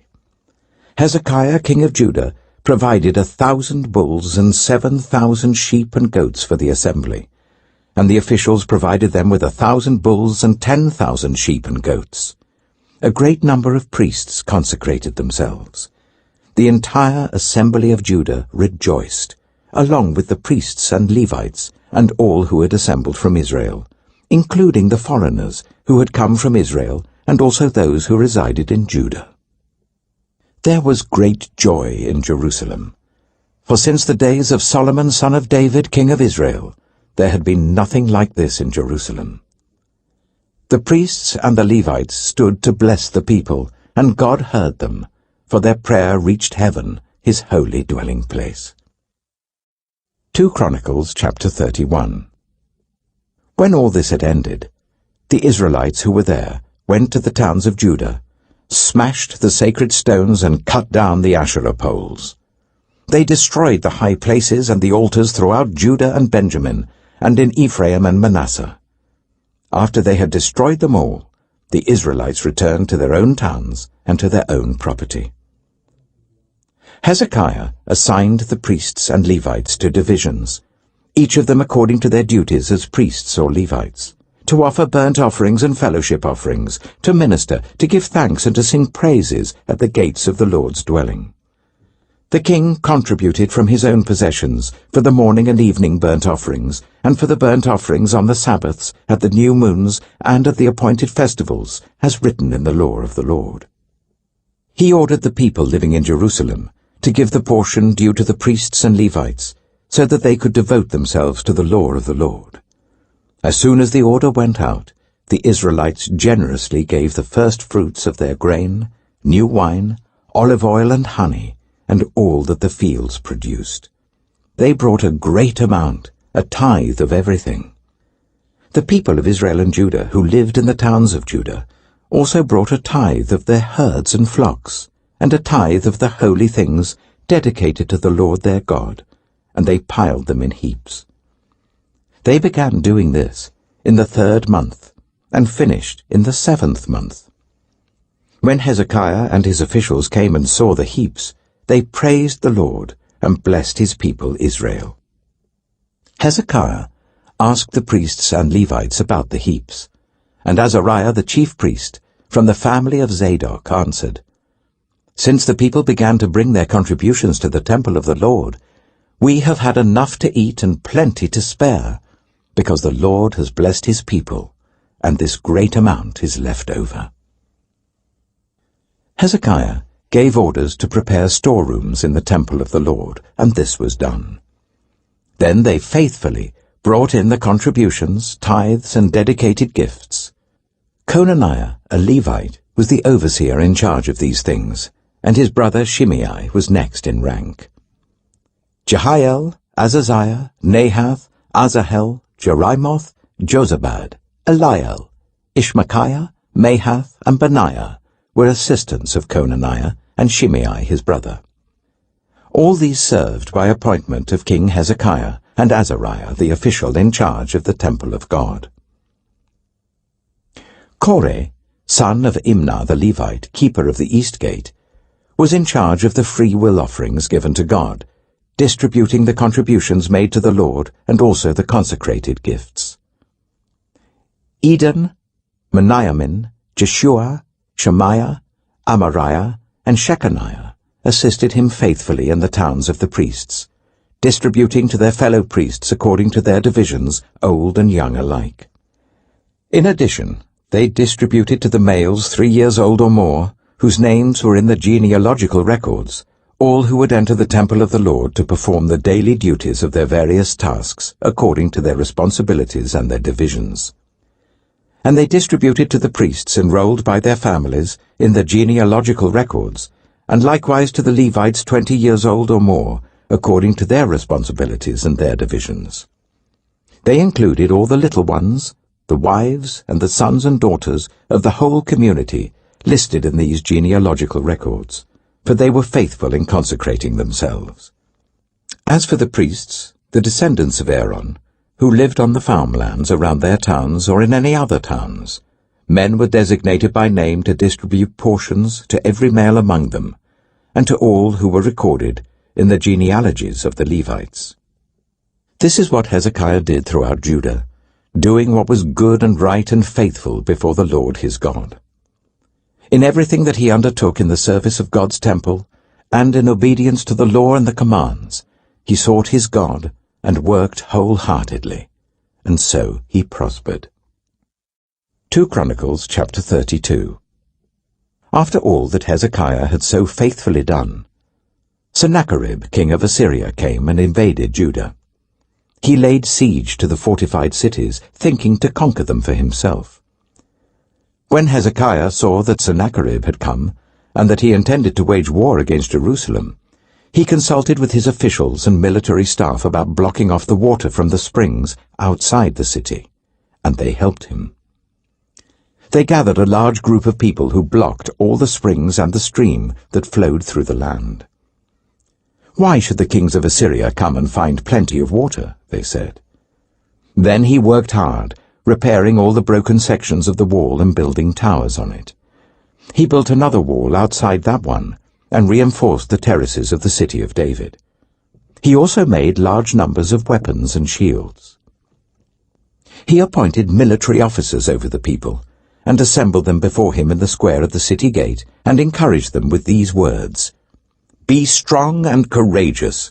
Do not be afraid or discouraged because of the king of Assyria and the vast army with him, for there is a greater power with us than with him. With him is only the arm of flesh, but with us is the Lord our God to help us and to fight our battles." And the people gained confidence from what Hezekiah, the king of Judah, said. Later, when Sennacherib, king of Assyria, and all his forces were laying siege to Lachish, he sent officers to Jerusalem with this message for Hezekiah, king of Judah, and for all the people of Judah who were there. "This is what Sennacherib, king of Assyria, says. On what are you basing your confidence that you remain in Jerusalem under siege?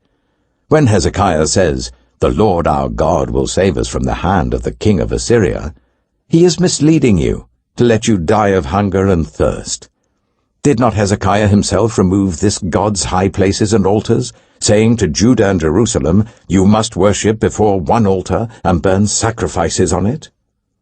Do you not know what I and my predecessors have done to all the peoples of the other lands? Were the gods of those nations ever able to deliver their land from my hand?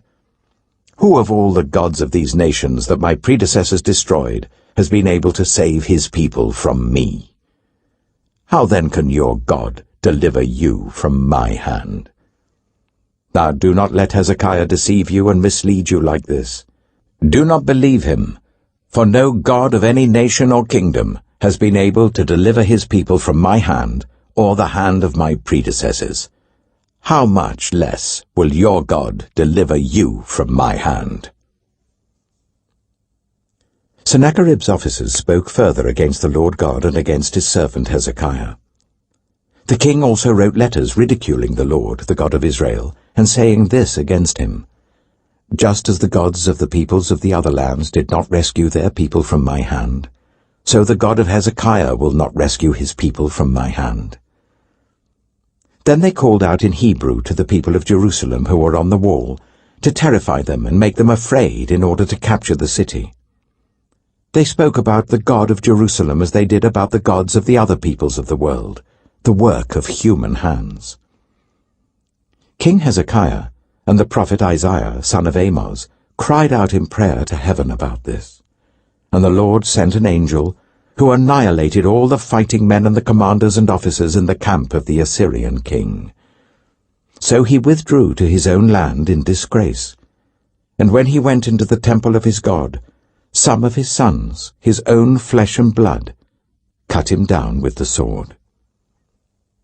So the Lord saved Hezekiah and the people of Jerusalem from the hand of Sennacherib king of Assyria, and from the hand of all others. He took care of them on every side. Many brought offerings to Jerusalem for the Lord, and valuable gifts for Hezekiah king of Judah. From then on, he was highly regarded by all the nations. In those days, Hezekiah became ill and was at the point of death. He prayed to the Lord, who answered him and gave him a miraculous sign. But Hezekiah's heart was proud, and he did not respond to the kindness shown to him. Therefore the Lord's wrath was on him, and on Judah and Jerusalem. Then Hezekiah repented of the pride of his heart, as did the people of Jerusalem. Therefore the Lord's wrath did not come on them during the days of Hezekiah. Hezekiah had very great wealth and honor, and he made treasuries for his silver and gold and for his precious stones, spices, shields, and all kinds of valuables. He also made buildings to store the harvest of grain, new wine, and olive oil. And he made stalls for various kinds of cattle and pens for the flocks. He built villages and acquired great numbers of flocks and herds, for God had given him very great riches. It was Hezekiah who blocked the upper outlet of the Gihon spring, and channeled the water down to the west side of the city of David. He succeeded in everything he undertook. But when envoys were sent by the rulers of Babylon to ask him about the miraculous sign that had occurred in the land, God left him to test him and to know everything that was in his heart. The other events of Hezekiah's reign and his acts of devotion are written in the vision of the prophet Isaiah, son of Amoz, in the book of the kings of Judah and Israel. Hezekiah rested with his ancestors and was buried on the hill where the tombs of David's descendants are. All Judah and the people of Jerusalem honored him when he died, and Manasseh, his son, succeeded him as king. 2 Chronicles, chapter 33. Manasseh was 12 years old when he became king, and he reigned in Jerusalem for 55 years. He did evil in the eyes of the Lord, following the detestable practices of the nations the Lord had driven out before the Israelites. He rebuilt the high places his father Hezekiah had demolished. He also erected altars to the Baals and made Asherah poles. He bowed down to all the starry hosts and worshipped them. He built altars in the temple of the Lord, of which the Lord had said, "My name will remain in Jerusalem forever." In both courts of the temple of the Lord, he built altars to all the starry hosts.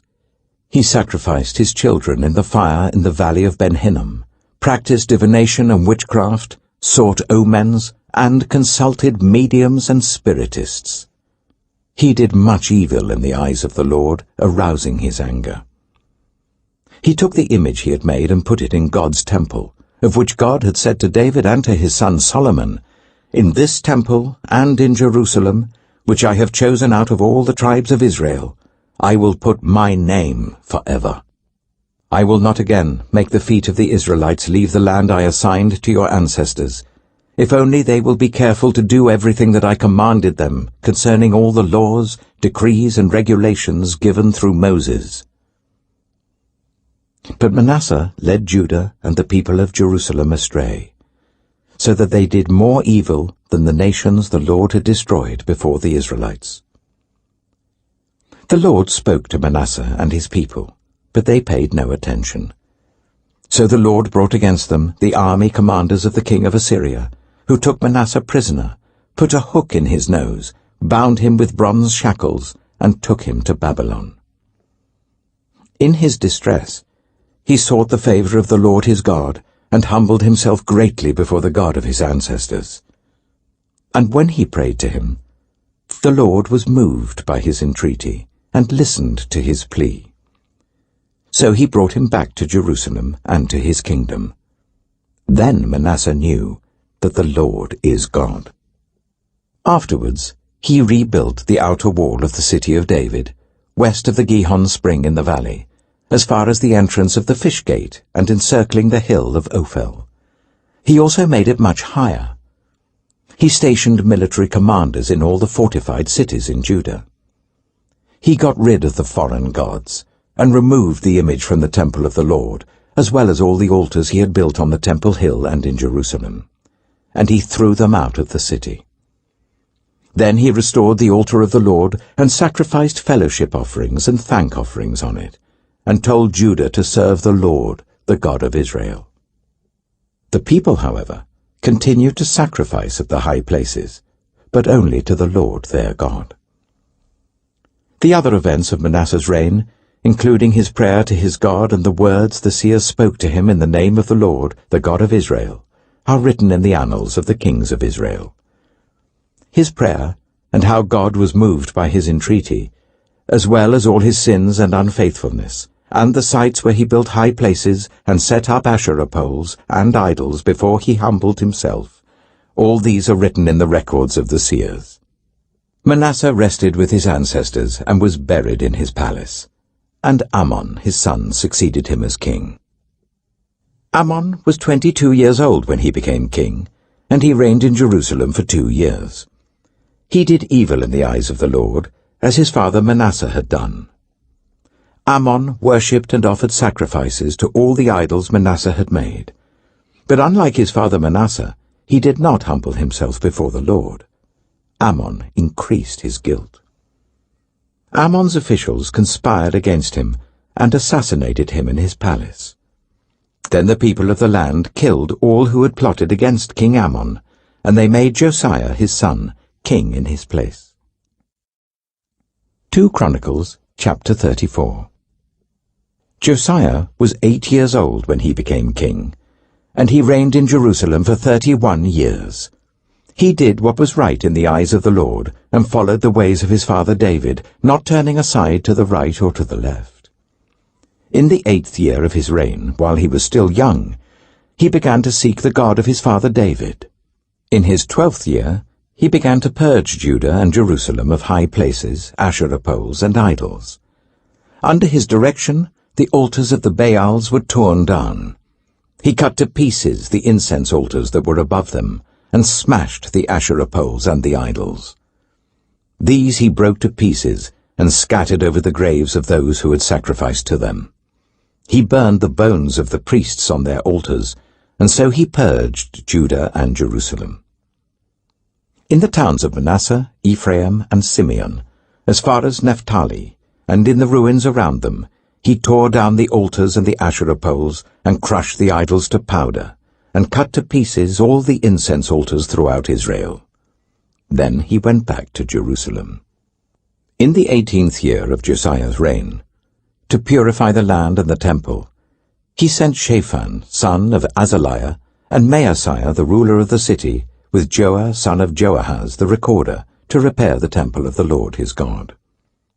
They went to Hilkiah, the high priest, and gave him the money that had been brought into the temple of God, which the Levites who were the gatekeepers had collected from the people of Manasseh, Ephraim, and the entire remnant of Israel, and from all the people of Judah and Benjamin, and the inhabitants of Jerusalem.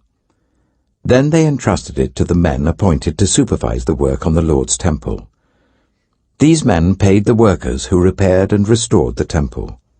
They also gave money to the carpenters and builders to purchase dressed stone, and timber for joists and beams for the buildings that the kings of Judah had allowed to fall into ruin. The workers labored faithfully. Over them to direct them were Jahath and Obadiah, Levites descended from Merari, and Zechariah and Meshullam, descended from Kohath. The Levites, all who were skilled in playing musical instruments, had charge of the laborers and supervised all the workers from job to job. Some of the Levites were secretaries, scribes, and gatekeepers. While they were bringing out the money that had been taken into the temple of the Lord, Hilkiah the priest found the book of the law of the Lord that had been given through Moses. Hilkiah said to Shaphan the secretary, "I have found the book of the law in the temple of the Lord." He gave it to Shaphan. Then Shaphan took the book to the king and reported to him, "Your officials are doing everything that has been committed to them. They have paid out the money that was in the temple of the Lord and have entrusted it to the supervisors and workers." Then Shaphan the secretary informed the king, "Hilkiah the priest has given me a book." And Shaphan read from it in the presence of the king. When the king heard the words of the law, he tore his robes. He gave these orders to Hilkiah, Ahikam son of Shaphan, Abdon son of Micah, Shaphan the secretary, and Asaiah the king's attendant. "Go and inquire of the Lord for me, and for the remnant in Israel and Judah, about what is written in this book that has been found. Great is the Lord's anger that is poured out on us, because those who have gone before us have not kept the word of the Lord. They have not acted in accordance with all that is written in this book." Hilkiah, and those the king had sent with him, went to speak to the prophet Huldah, who was the wife of Shallum, son of Tokath, the son of Hazra, keeper of the wardrobe. She lived in Jerusalem, in the new quarter. She said to them, "This is what the Lord, the God of Israel, says. Tell the man who sent you to me, this is what the Lord says. I'm going to bring disaster on this place and its people, all the curses written in the book that has been read in the presence of the king of Judah. Because they have forsaken me, and burned incense to other gods, and aroused my anger by all that their hands have made, my anger will be poured out on this place and will not be quenched. Tell the king of Judah, who sent you to inquire of the Lord, this is what the Lord, the God of Israel, says concerning the words you heard. Because your heart was responsive, and you humbled yourself before God when you heard what he spoke against this place and its people, and because you humbled yourself before me and tore your robes and wept in my presence, I have heard you, declares the Lord. Now I will gather you to your ancestors, and you will be buried in peace. Your eyes will not see all the disaster I am going to bring on this place and on those who live here." So they took her answer back to the king. Then the king called together all the elders of Judah and Jerusalem. He went up to the temple of the Lord with the people of Judah, the inhabitants of Jerusalem, the priests and the Levites, all the people from the least to the greatest. He read in their hearing all the words of the book of the covenant, which had been found in the temple of the Lord. The king stood by his pillar and renewed the covenant in the presence of the Lord, to follow the Lord and keep his commands, statutes, and decrees with all his heart and all his soul, and to obey the words of the covenant written in this book. Then he made everyone in Jerusalem and Benjamin pledge themselves to it. The people of Jerusalem did this in accordance with the covenant of God, the God of their ancestors. Josiah removed all the detestable idols from all the territory belonging to the Israelites, and he made all who were present in Israel serve the Lord their God. As long as he lived, they did not fail to follow the Lord, the God of their ancestors. 2 Chronicles chapter 35. Josiah celebrated the Passover to the Lord in Jerusalem, and the Passover lamb was slaughtered on the 14th day of the first month. He appointed the priests to their duties and encouraged them in the service of the Lord's temple. He said to the Levites who instructed all Israel and who had been consecrated to the Lord, "Put the sacred ark in the temple that Solomon son of David, king of Israel, built. It is not to be carried about on your shoulders. Now serve the Lord your God and his people Israel. Prepare yourselves by families in your divisions, according to the instructions written by David, king of Israel, and by his son Solomon. Stand in the holy place with a group of Levites for each subdivision of the families of your fellow Israelites, the lay people. Slaughter the Passover lambs, consecrate yourselves, and prepare the lambs for your fellow Israelites, doing what the Lord commanded through Moses." Josiah provided for all the lay people who were there a total of 30,000 lambs and goats for the Passover offerings, and also 3,000 cattle, all from the king's own possessions. His officials also contributed voluntarily to the people and the priests and Levites. Hilkiah, Zechariah, and Jehiel, the officials in charge of God's temple, gave the priests 2,600 Passover offerings and 300 cattle. Also, Conaniah, along with Shemaiah and Nathanael his brothers, and Hashabiah, Jeiel, and Jozabad, the leaders of the Levites, provided 5,000 Passover offerings and 500 head of cattle for the Levites. The service was arranged, and the priests stood in their places with the Levites in their divisions as the king had ordered. The Passover lambs were slaughtered, and the priests splashed against the altar the blood handed to them, while the Levites skinned the animals. They set aside the burnt offerings to give them to the subdivisions of the families of the people to offer to the Lord, as it is written in the book of Moses. They did the same with the cattle. They roasted the Passover animals over the fire as prescribed, and boiled the holy offerings in pots, cauldrons, and pans, and served them quickly to all the people. After this, they made preparations for themselves and for the priests, because the priests, the descendants of Aaron, were sacrificing the burnt offerings and the fat portions until nightfall. So the Levites made preparations for themselves and for the Aaronic priests. The musicians, the descendants of Asaph, were in the places prescribed by David, Asaph, Heman, and Jeduthun, the king's seer. The gatekeepers at each gate did not need to leave their posts, because their fellow Levites made the preparations for them. So at that time, the entire service of the Lord was carried out for the celebration of the Passover, and the offering of burnt offerings on the altar of the Lord, as King Josiah had ordered. The Israelites who were present celebrated the Passover at that time, and observed the festival of unleavened bread for 7 days.